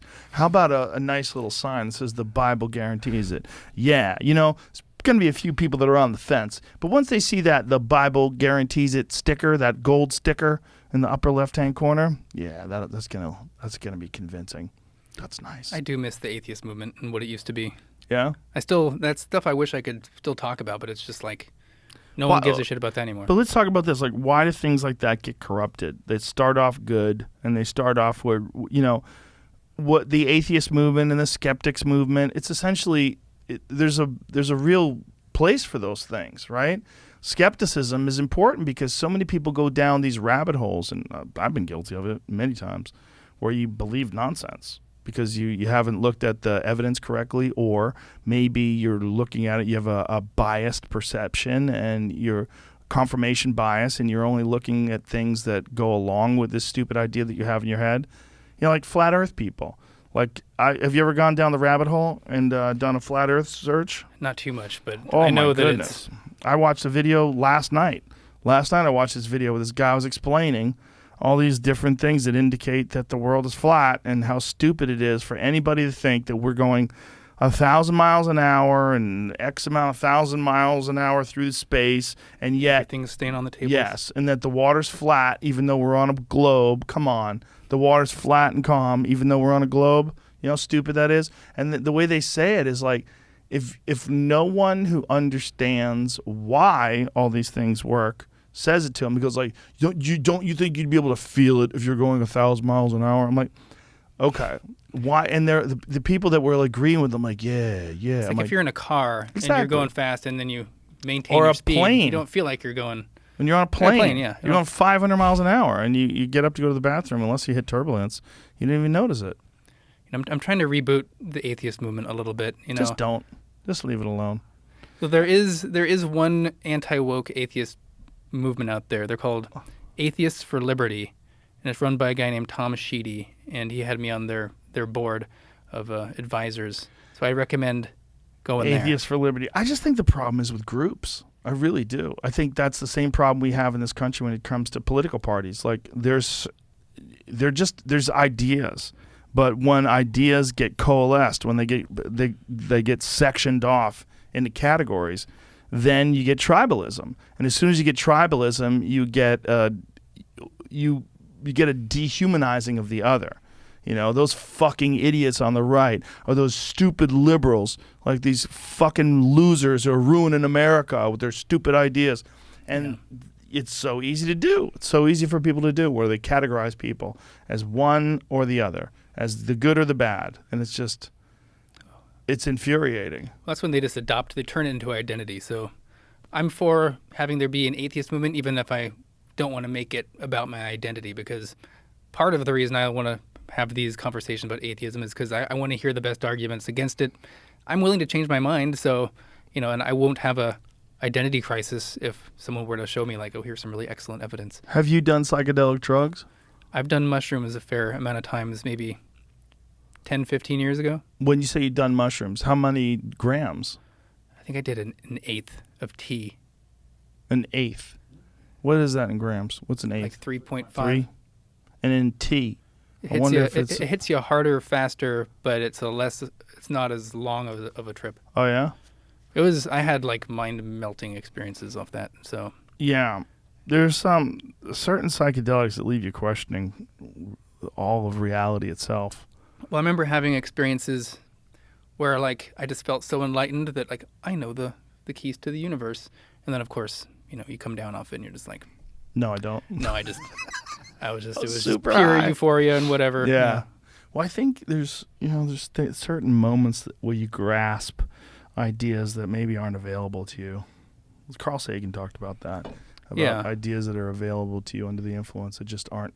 You're just not going to make those connections and pathways without it. There's definitely a before and after psychedelics.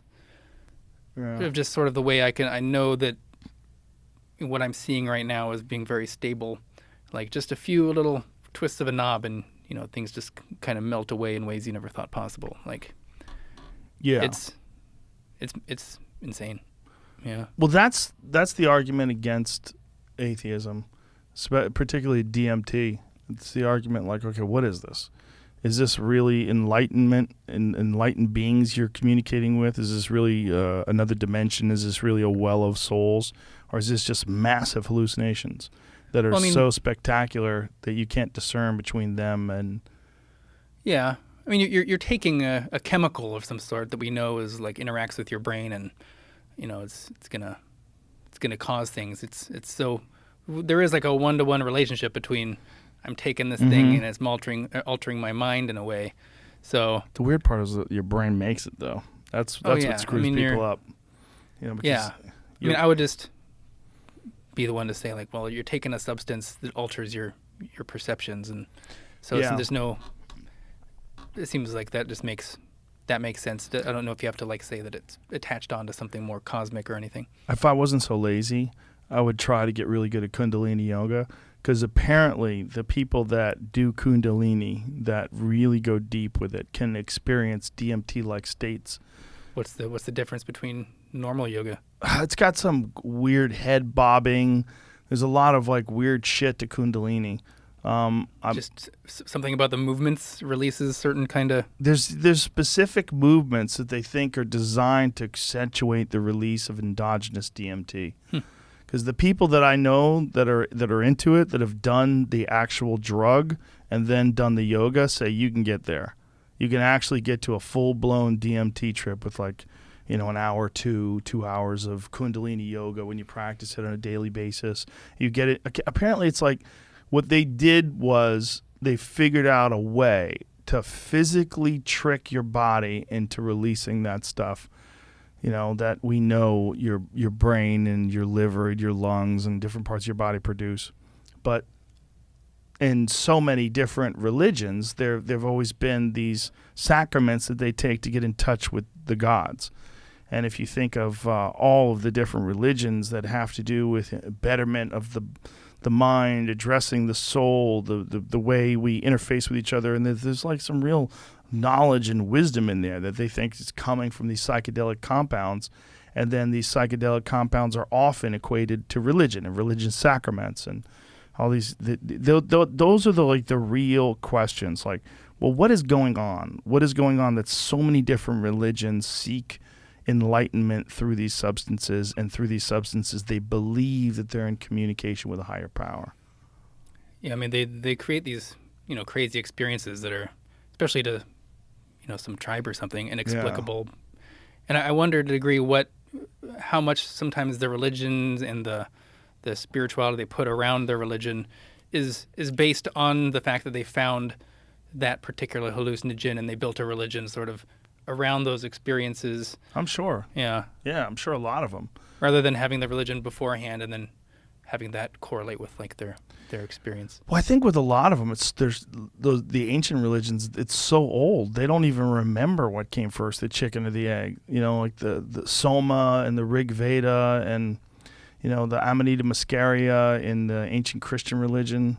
Yeah, and the fact that we even know what plants do that. I mean, someone had to go out there and eat everything. And nope, this one killed him. Nope, this one, he looks like he's having a good time on that one. Yeah. Put it in that bin. Well, the really nutty People have stuff. Eaten everything. Every animal, everything that moves, everything that stays still. People ate rocks. They've tried it all. When you're really hungry, like I've read this book recently called A Land So Strange about Cabeza de Vaca and the Spaniards that landed in Florida, and they thought they were in the Gulf of Mexico, and they tried to make their way across the country and just were literally starving to death and just eating fucking anything they could, deer dung, and anything they could eat. And you just realize like what it must have been. Some of them went to cannibalism, and you realize imagine what it's like when you have just this unstoppable desire to stuff something in your mouth to stop this pang, this hunger pang that's literally torturing you. And then you realize what it must have been like to be ancient man, what it must have been like. And then when you did find something, and whether it's some fruit that kept you alive and sustained you, or the milk of a cow, you worship that animal, you worship that food. That food became your god. Yeah, I mean, it makes sense. They're so dependent on it that. Yeah. Why wouldn't you? I mean, you don't know where it came from. It's magic. Yeah. The atheist movement has always been weird.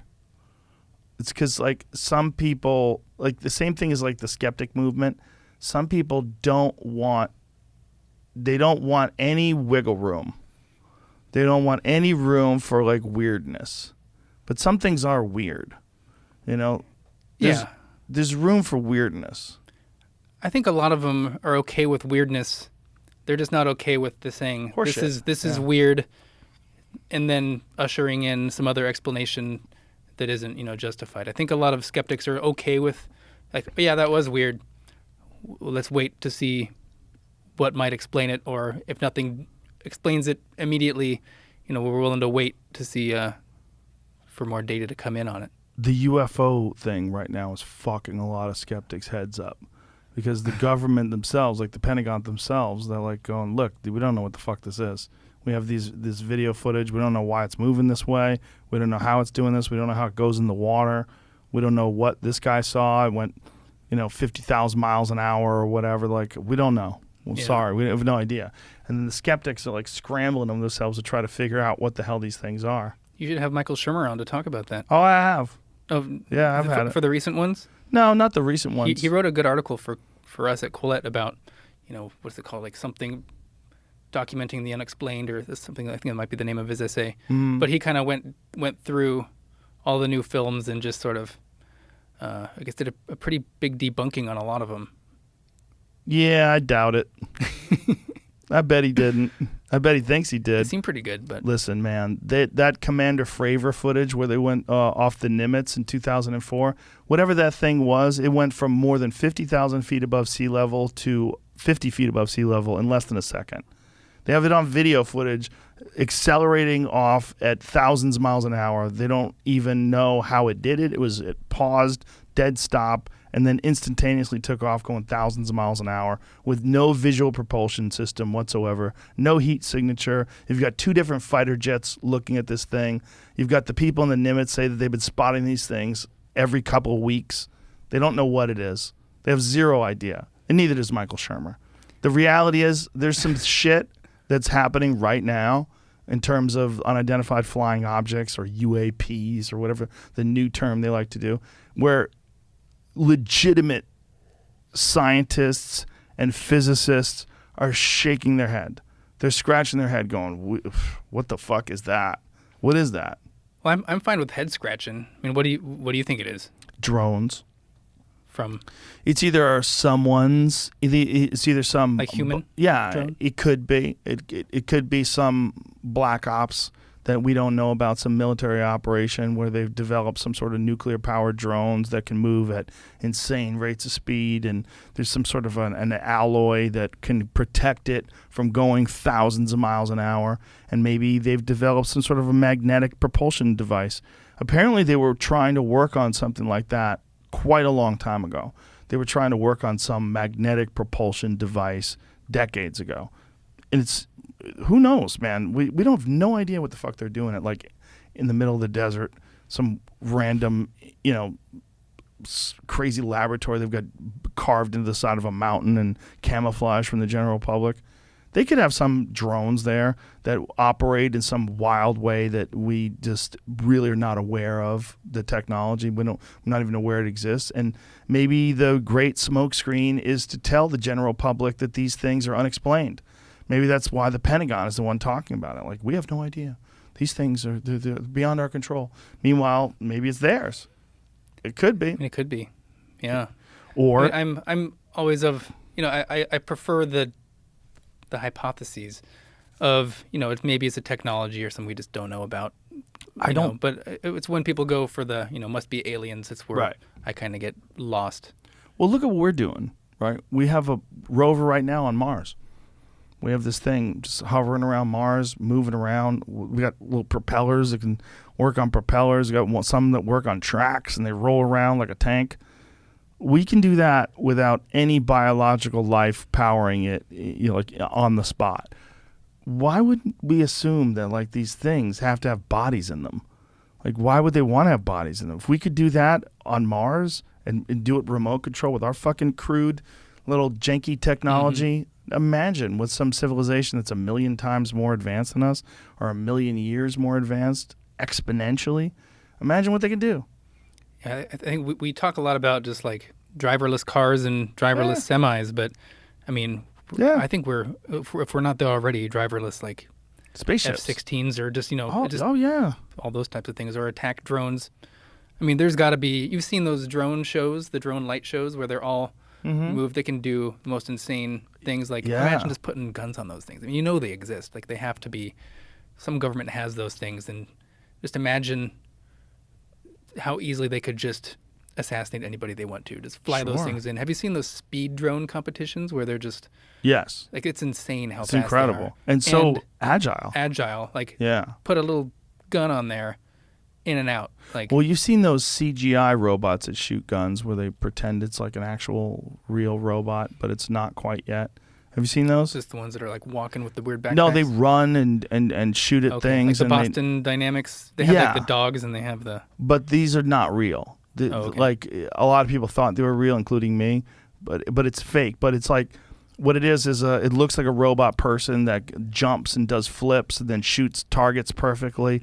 Ding, ding, ding. And then they'll run up behind it and kick it. And the thing falls down and it jumps up and perfectly hits the target every single time. But it's not real. Probably not too far away. Not far. No. I mean, they already got, for real, absolute acrobatic Boston Dynamic robots where they do backflips and all kinds of, like, Cirque du Soleil type shit. It's not hard to imagine them with guns. Has this ever, ever come up when we were talking about any of this UFO, UAP stuff? What is this? An article I stumbled across this recently. This is from 1979, Washington Post. It says during the first 2 weeks, there's a string of low-flying objects that the Air Force tried to find and could not. Yes, this was one of the things that was discussed in the movie The Phenomenon. Okay. This is there's been a few of these things that happened at missile launch sites where unidentified low-flying objects that they couldn't track or trace, they didn't know where they were coming from. Yeah. But again, maybe that's drones. I mean, I know there was a lot of like headlines that were misinterpreted because the government would say like these are real videos, it's real. Right. And then people would take that to mean these are real aliens. But what all they're saying is that, the videos are not fabricated by some guy in a basement or something. It's not like CGI or anything like that. They're saying that the videos are real. We don't know what's going on in them. Like they're authentic footage. Yeah. But people sort of take that and run. My favorite quote was it, I don't know, it was a Harry Reid quote or who made it, off-world crafts not made on this earth. That's my favorite one. That's instead of UFO? No, they were talking about things that they have experienced, that they definitely have a knowledge of off-world crafts not made on this earth. How do they know they weren't made on the earth? They don't. That's why it's so silly.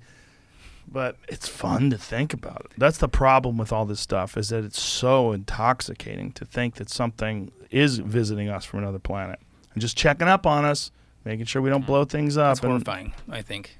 Well, it's good if it's like protecting us from nuclear just for bombs. We talked about earlier, Michael Shermer. I'm looking through his article. The 3 main videos, he's just using Mick West debunking.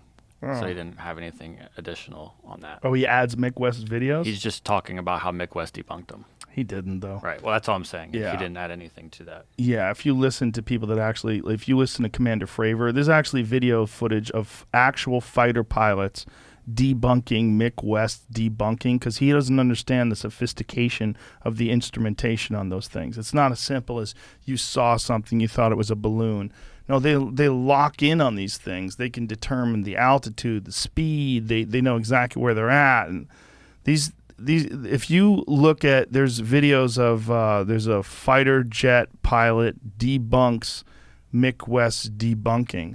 And he's explaining, like, you have no idea what you're talking about. Like, you don't understand the systems, the weapon systems that are on board on these crafts.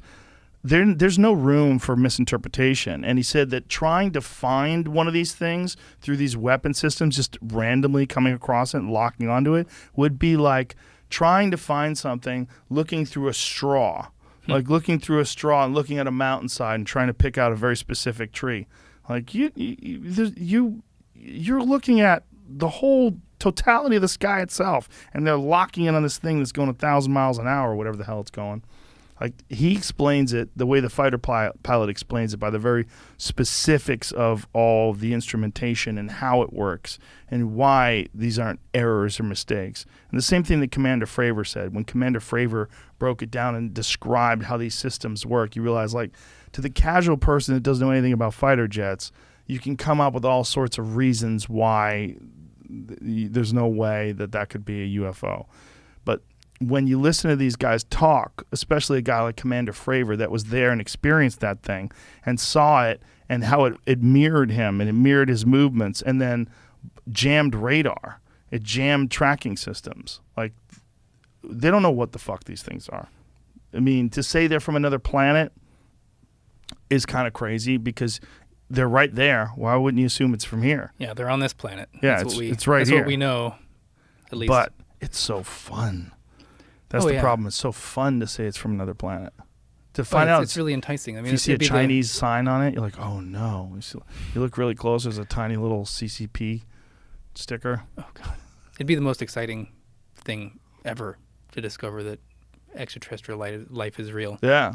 I mean, I keep going sort of back and forth between whether or not I think it exists out in the universe, because when it comes down to it, we only have one instance that we know of, and that's us.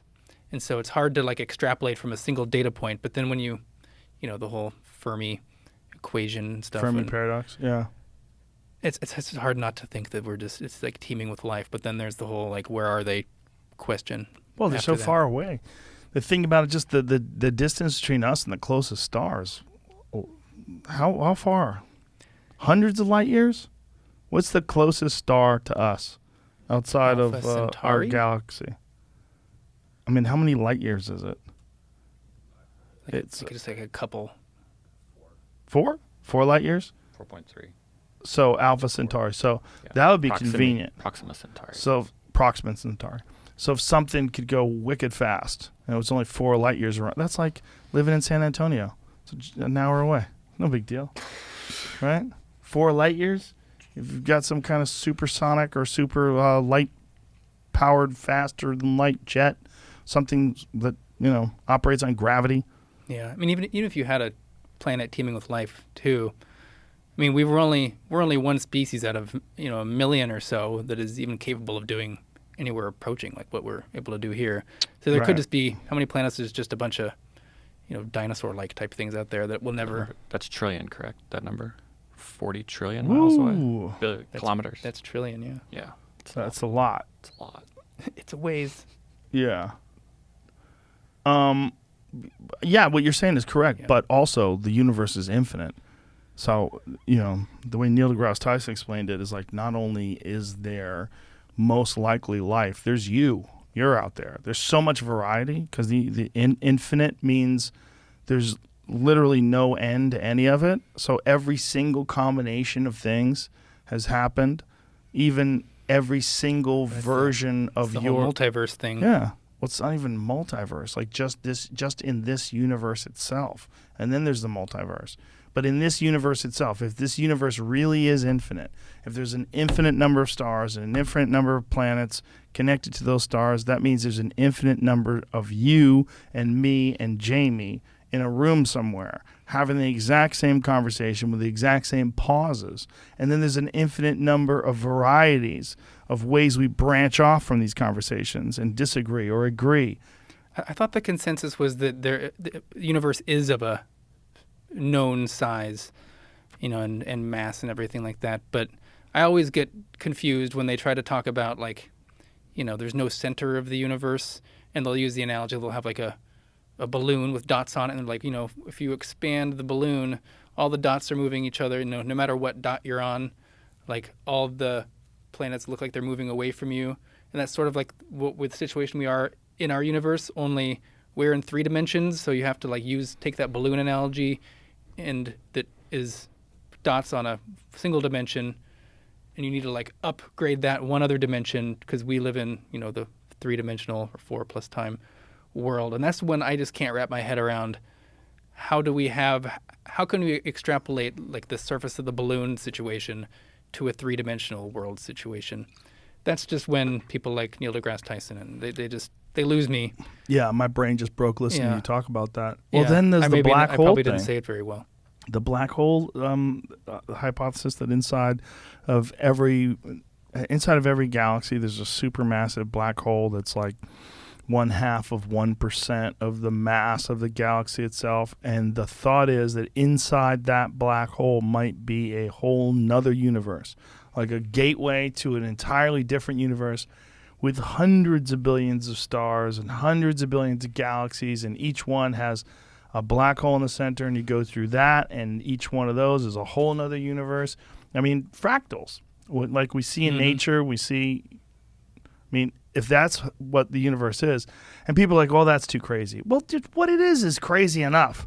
Everything's crazy when you you go really that look big, down on it. You look inside, out. just in the center of an atom. I mean, things just get nothing. Nuts. Yeah, it's like, what's going on here?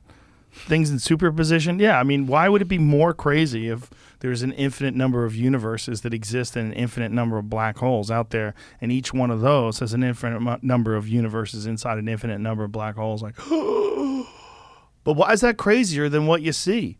When you look up at the sky and you see all those stars, like those are fucking flying fireballs. Yeah, everything's insane. I think Dawkins calls that like the anesthetic of familiarity, where people are just so used to things they're familiar with. But then when you just start really thinking about anything, it's just insane. That's a great expression, the anesthetic of familiarity. That's great. That is what it is, right? Yeah. You just get accustomed to it. So people just need to go outside and look at the stars for a bit, or look in a microscope or whatever. That's one of the nice things that psychedelics do too, is they sort of reset that familiarity. You start looking at things like, God, this is weird. Every ordinary object you see, it's like brand new again. Yeah. Or you almost like look at the layer of clouds over the earth and you get a sense like, oh, this is a thin sort of crust of air and gases and vapor and the magnetosphere, and then above that you have the blackness of space, and it's all right there. It's all right there. We're just accustomed to, oh, pretty clouds. Like pretty clouds, that's the light reflecting off of the oxygen that's making it blue, and these clouds are just water vapor, and above that is fucking chaos. You've seen like the original Carl Sagan Cosmos series? Yeah. That's what did it for me back in the day. That's what made me want to be a scientist. I had that on before I go to bed every night and just blow my mind. His version of UFOs was really bizarre too. His version of aliens and that Contact film, that was great. Oh, yeah. That was great stuff. That was really interesting because that was so like away from the beaten path of extraterrestrial contact and the whole way they traveled, and you know what they did to get to wherever that other thing was that Jodie Foster got to. Yeah, he was a great author. Well, he was a great mind, right? And it must have been even more difficult to have those controversial thoughts back then.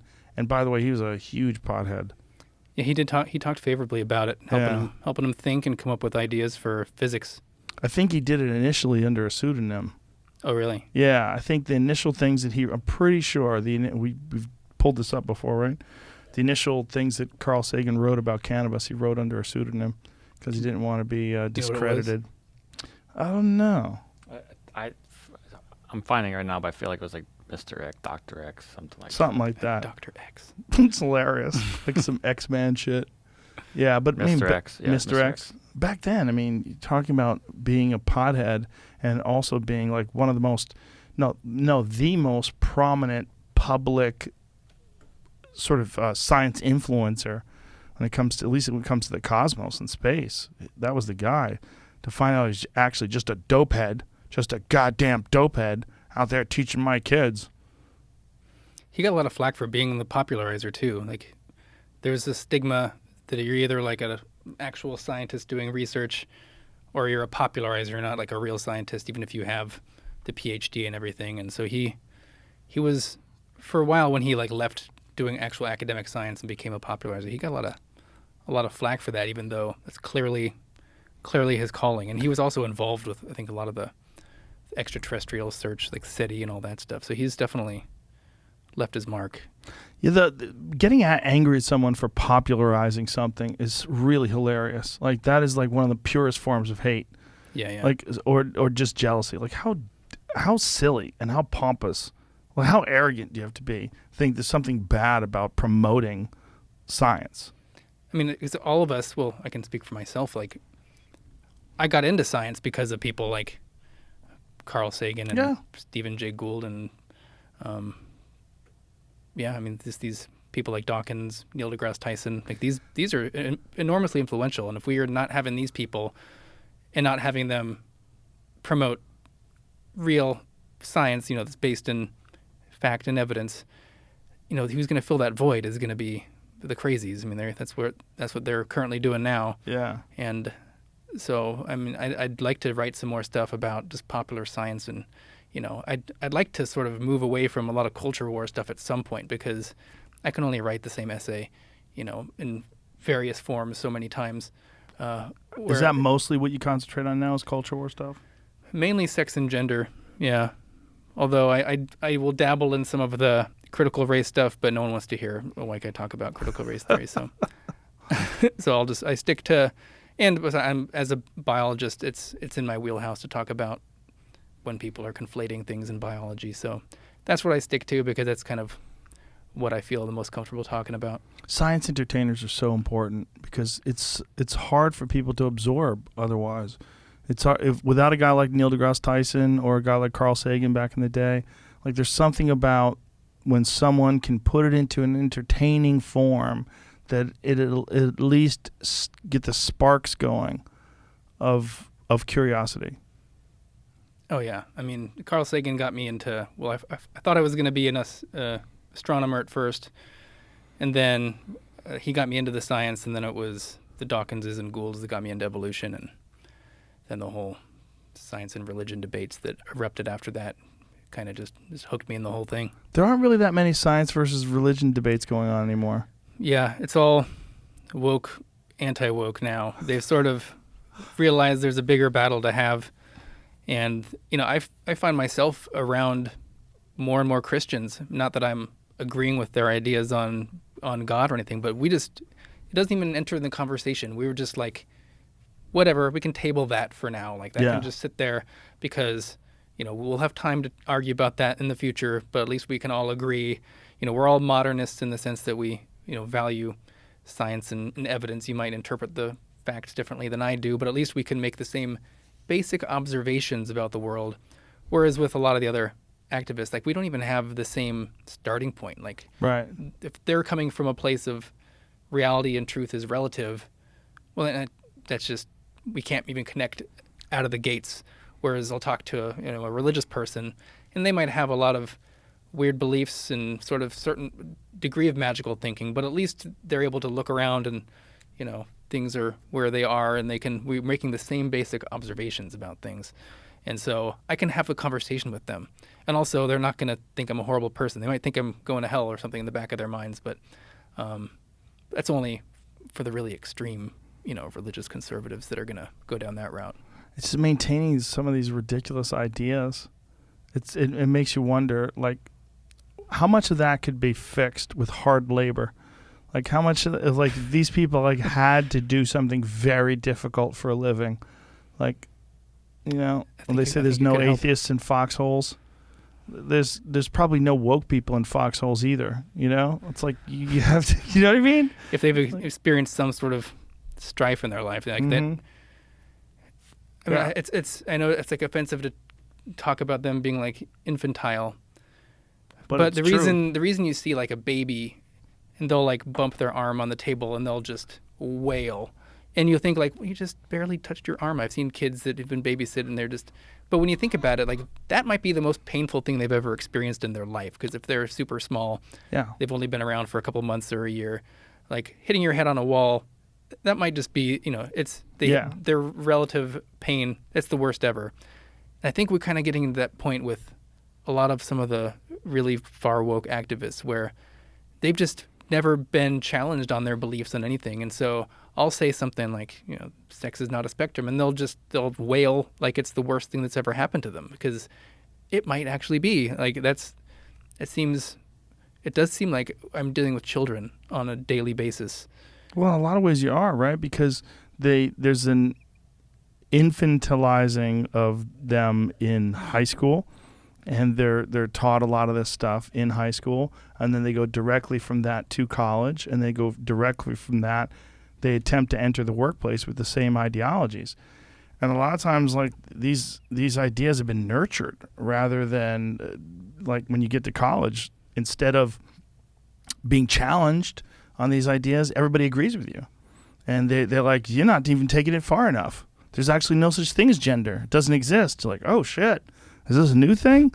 And then you're just following this preposterous trail of breadcrumbs deep into the woods of Bananaville. And then just things get more and more crazy. Well, I think like we used to tell them to wait till they get out in the real world, then they'll see. Now there's no real world. But then they've changed the real world. Like, now we were wrong about that. Now they're in the institutions, they're in the corporations. Yeah. And they're just changing the rules. They just need the power grid to go down for a few years. I mean, you've had like Coinbase and Basecamp and a few other places that have successfully done a purge by offering them big exit packages just to get politics out of the workplace and off the Slack channels, because it's just turning into just these intra-corporation witch hunts for anyone who says anything that's not completely in line with what they believe it is, even if it's nothing to do with crypto or whatever Basecamp does. Do you feel like you're making any progress with all these essays that you're writing? Do you feel like sometimes you're just spinning your wheels? Does it get frustrating?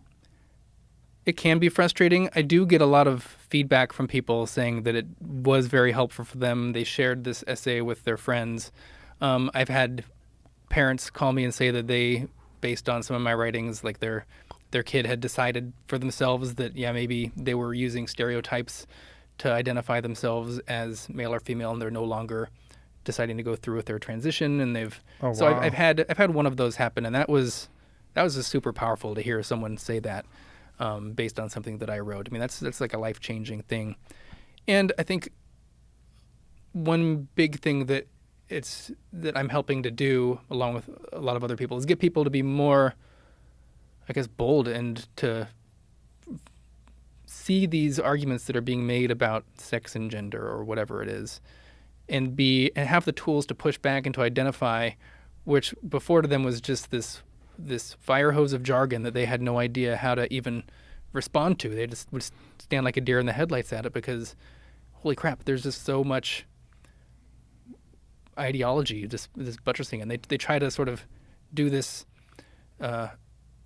tactic where they just hit you with so many buzzwords that you possibly can. It makes you feel like an idiot. Yeah. Nobody wants to feel like an idiot. They need to go do the work, then they read it and they still don't understand what it is, and they just, like old religions, we're just going to let you interpret the text for us, and they just give it to these activists, and that's what they do. Well, it's also in the way they promote these ideas. It's so aggressive, and so it's an attacking form that makes you back off, which is a very effective strategy for getting people to not resist, because you put them on a defensive, you make them super uncomfortable, you confront them, and then they back. So it's like it has all the elements of something that's not real, in that it's not really an intellectual debate. What it really is you're trying to play a game.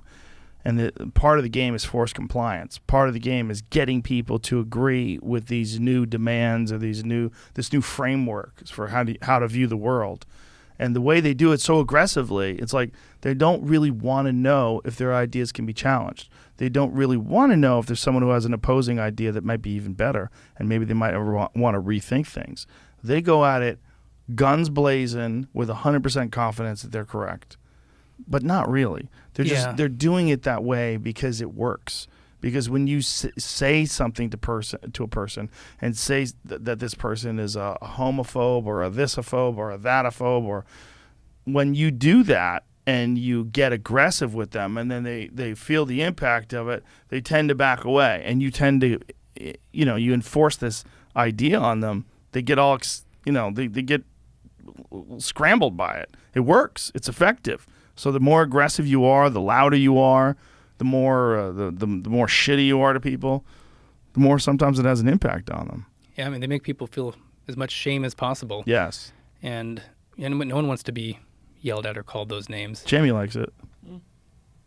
Whatever he likes. Time and place. Yeah, he likes people spit on him too, I swear. I mean, a lot of times they have a conclusion that their ideology tells them they need to have. Like, I brought up the queer theorists before, and they're all about breaking up binaries no matter where they exist, basically. And so how this manifests in sort of the whole sex and gender debate is you'll get the people who need there to be more than two sexes, or sex isn't even a thing, it's just a spectrum.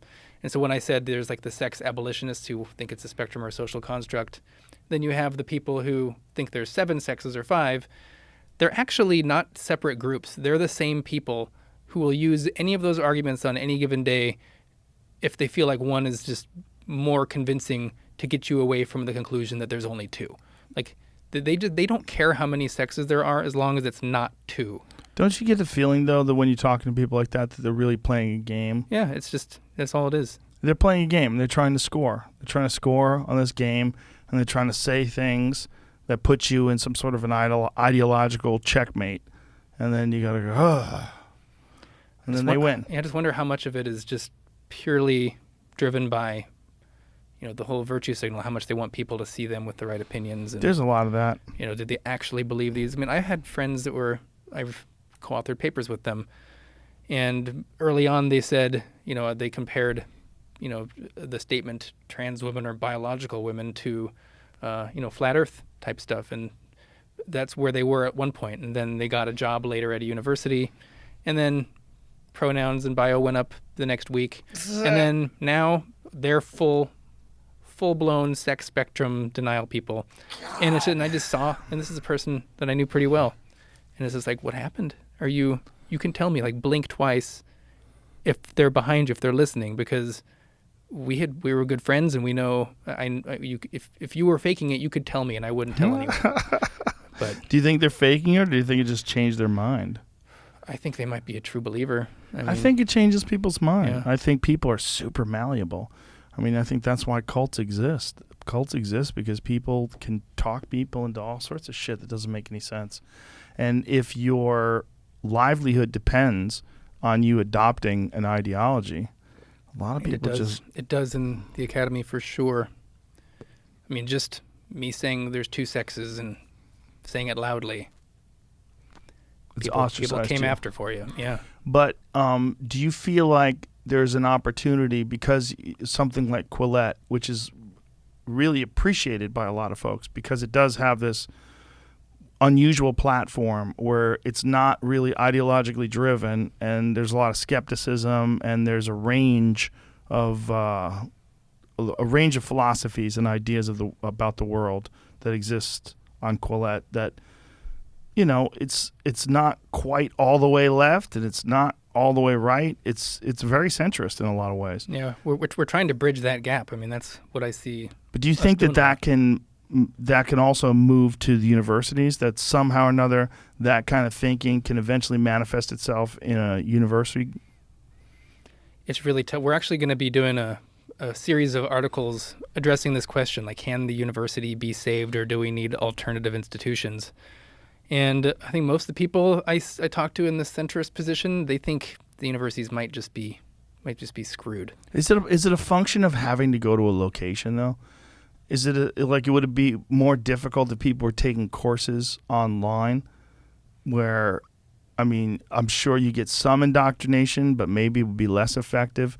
I always want to think rather that there's something about the experience of going to a place and enrolling in this school that's there, and then sleeping on the campus, and all the different things that people do that bring them into this hive mind of a university. Because I have so many friends where their kids go away to college, and then they come back and start talking wacky, like, woke shit, and they're like, oh my God, who are you? Like, what happened to my daughter? What happened to my son? I mean, a lot of it started with, well, there's like the faculty who are, I think they're in sort of like a spiral of, you know, they're going to be doing their search committees. They're going to be looking at the people who they're hiring. And a lot of times the HR has a first pass where you need to have a really good diversity, equity, and inclusion statement. And if you don't score high on just that statement, which is basically a political litmus test, you don't even get passed along to the department. And so we're already making basically a political test before you can even apply for the university. Not all universities do it, but it's happening more and more, especially in the wake of, like, the George Floyd stuff. Diversity, equity, and inclusion statements need to be almost everywhere. And then you have the other administrators at the university, like the campus life people who, you know, are in charge of the dorms and all that stuff.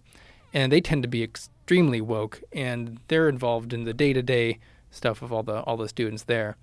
And there's just no mediating force that's pushing it back. It's just, I don't see a way where you could actually start getting more diversity of thought in the universities, given that social media is so ripe to people just, you know, Googling you and looking at your pictures on Facebook. Whereas before the internet, for instance, if you were applying to university, you'd send in your application, and here's all the papers I published in molecular biology and Journal of Evolutionary, whatever. And they would just see your CV that had everything on there. They saw your name, they didn't know your political views, they didn't know anything about you. You might go out for an interview, but there's an agreement when you're being interviewed that people don't ask you about politics and religion, because that's just not relevant to the job of a molecular biologist or something.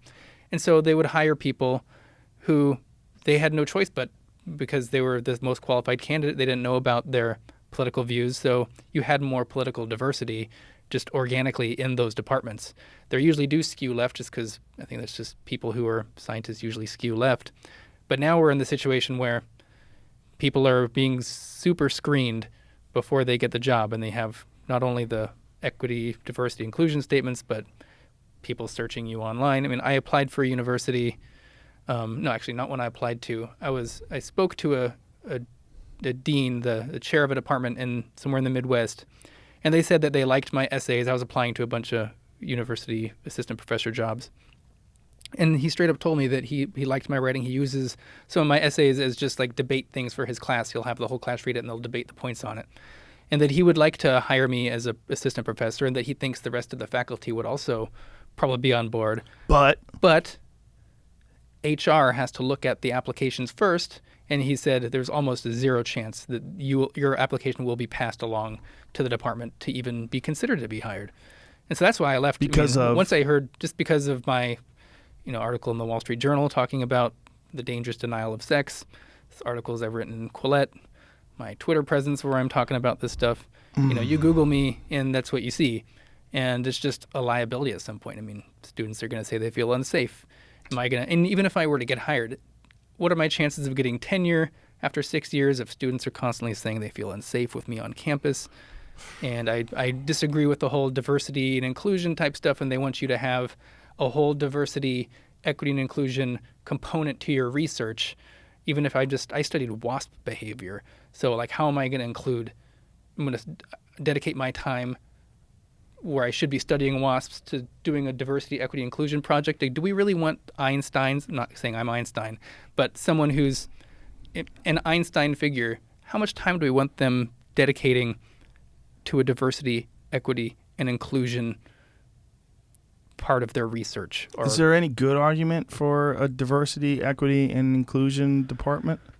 Well, it depends on what those words actually mean, right? Because they tend to just mean the opposite of what they are. I mean, diversity is just the most surface level diversity ever. They just want people of different colors, basically, where they don't account for ideological diversity, viewpoint diversity, which is what a university should be doing. But the thing is, they don't assume there is any ideological diversity once you get into college. They assume everyone's on the left. Yeah, and they make and they're correct but they do like a self-fulfilling prophecy by making that happen, essentially. But that is pretty wild that they're able to do that, because that's colleges and universities in this country are basically left-wing factories. Like they promote out they pump out these people that are left-wing ideologues, and then a few that are like rebels that are resisting the gravity of everybody around them, and they figure out a way to be closet conservatives. And I was told to wait for tenure before even talking about this stuff, which would have been 6+ years in the future.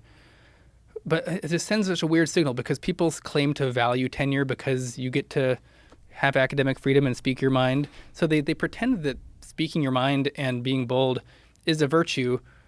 But then if you happen to be the type of person that would need tenure because you have bold views about things, you're weeded out before you even get a chance to get tenure. So like they're specifically filtering out the people who could actually use tenure. So the people who get tenure are the people who are just either just shut up because they're too scared and probably won't ever use the tenure that they have, or people who just fall in line completely and have no use for tenure because they just all their beliefs fall perfectly within the norm. Do you think there's any room right now for or demand or even the potential to have a centrist university and to like promote it that way, and to like if someone bankrolls it and says, listen, it's very clear what's happening in this country. You've got your right-wing universities, which are always connected to religion, but there's no like legitimate centrist, ideologically free university where they're not trying to pump out right-wing or left-wing people.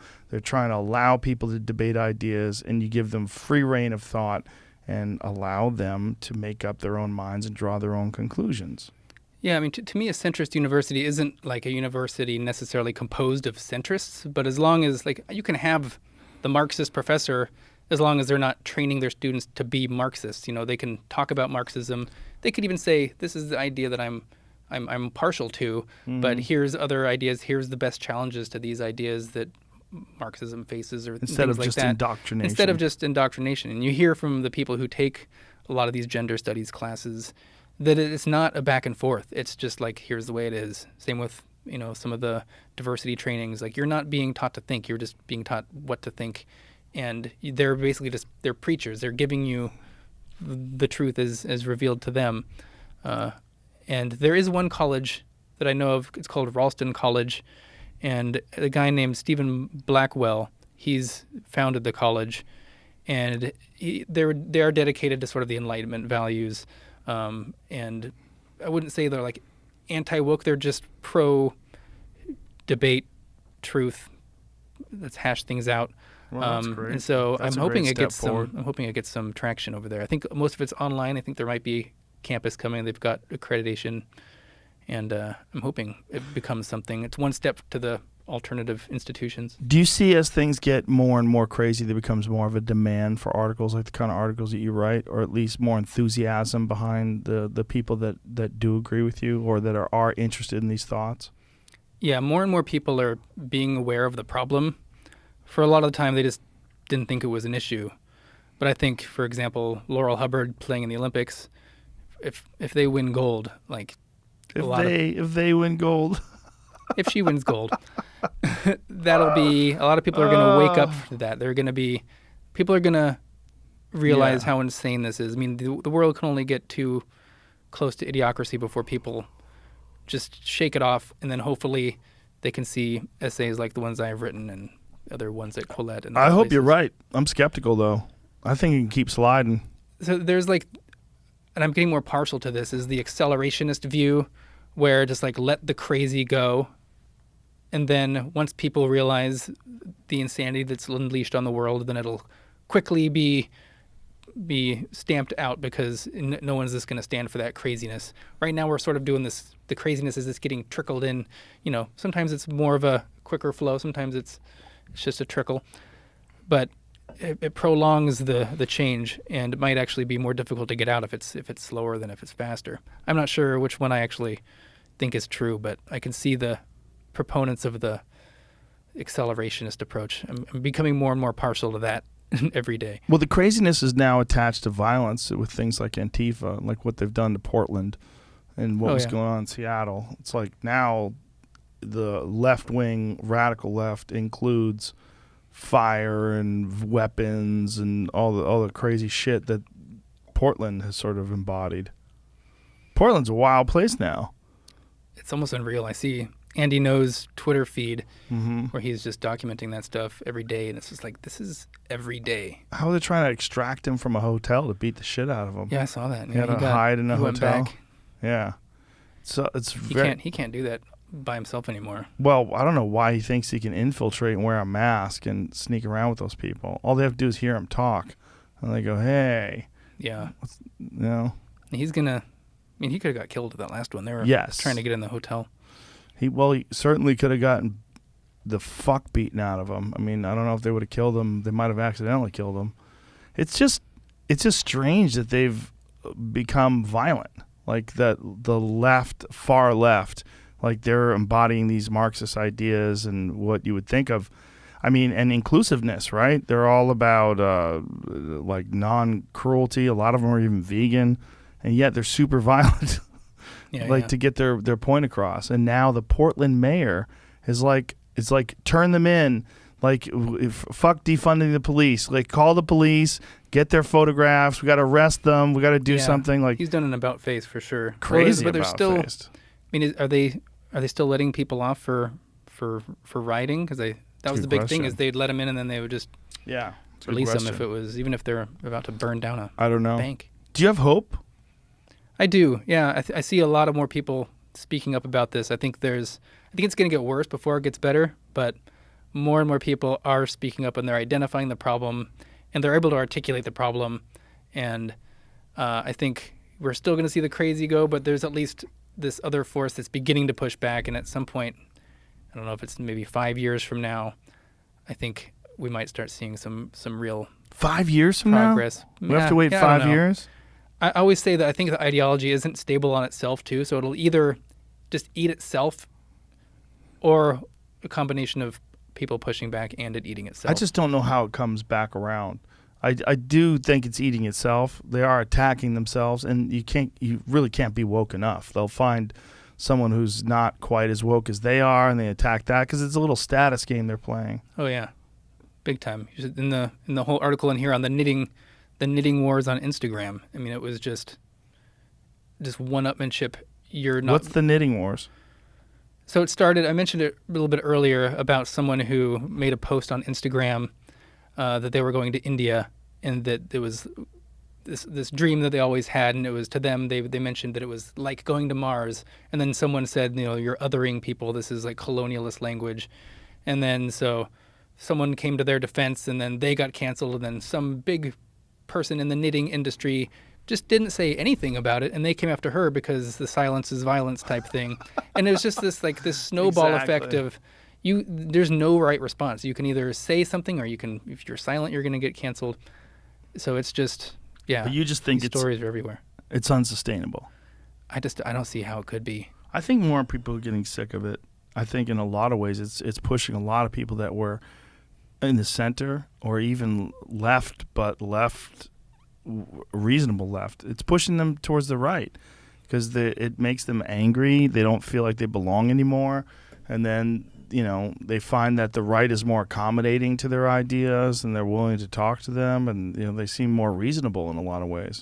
Yeah, I mean, I'm more comfortable talking to right-wing people because I can disagree with them, and they're okay with that. Yeah. I mean, you don't become a Nazi instantly. Yeah. Yeah, I mean, I voted for Democrat my entire life. Even the last election, I voted for Tulsi Gabbard. I couldn't bring myself to do the Biden or Trump. I did Joe Jorgensen. Dichotomy.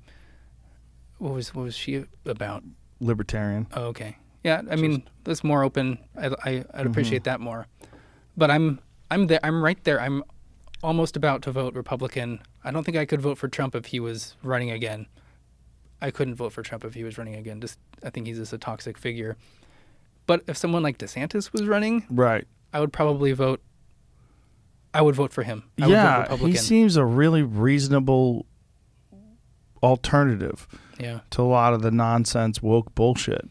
And I haven't changed in my views either. It's like I've remained, I used to be what I consider on the left, and then the left just expanded out, and now relative to where the left is now, I've just sort of crossed over the threshold. But I'm still have the same beliefs and values that I've had when I was voting for Democrat. So let's talk again in a few years and see what, if anything, has changed. I'll be a Trumper or something, huh? You might be. So the book? The book is Panics and Persecutions by Quillette. And it's various authors writing essays. 20 tales of excommunication in the digital age. So just all the little nooks and cranny stories you've probably never heard of just how pervasive a lot of the cancel culture is. Just because you don't hear the stories on the news doesn't mean it's not affecting people's lives. And so it's an important book, I think, a compendium of just these everyday stories from people who might not make the news, but it's still big in their life, and it's important to look at. And then also, if anyone's interested on the whole sex and gender thing, I have a Substack that's Reality's Last Stand. I do like a weekly news write-up on the new stuff that's coming out in the realm of sex denial, which is getting hard to maintain because there is just so much insanity every single week. But if you want to take a look at that, so you can please subscribe to that. You might want to drink this before you do it. Drink some honey shine. I wish I had enough to give everybody. Do you sell it? I don't. No, it's already not allowed to be made. Oh. And so if I sold it, it would be a double whammy. Well, don't get double whammied. All right. Yeah. Thank you, Colin. Appreciate it. And tell your mom I said thanks for the beef jerky, too. It's Awesome. very nice. She'll love hearing that. All right. Bye, everybody.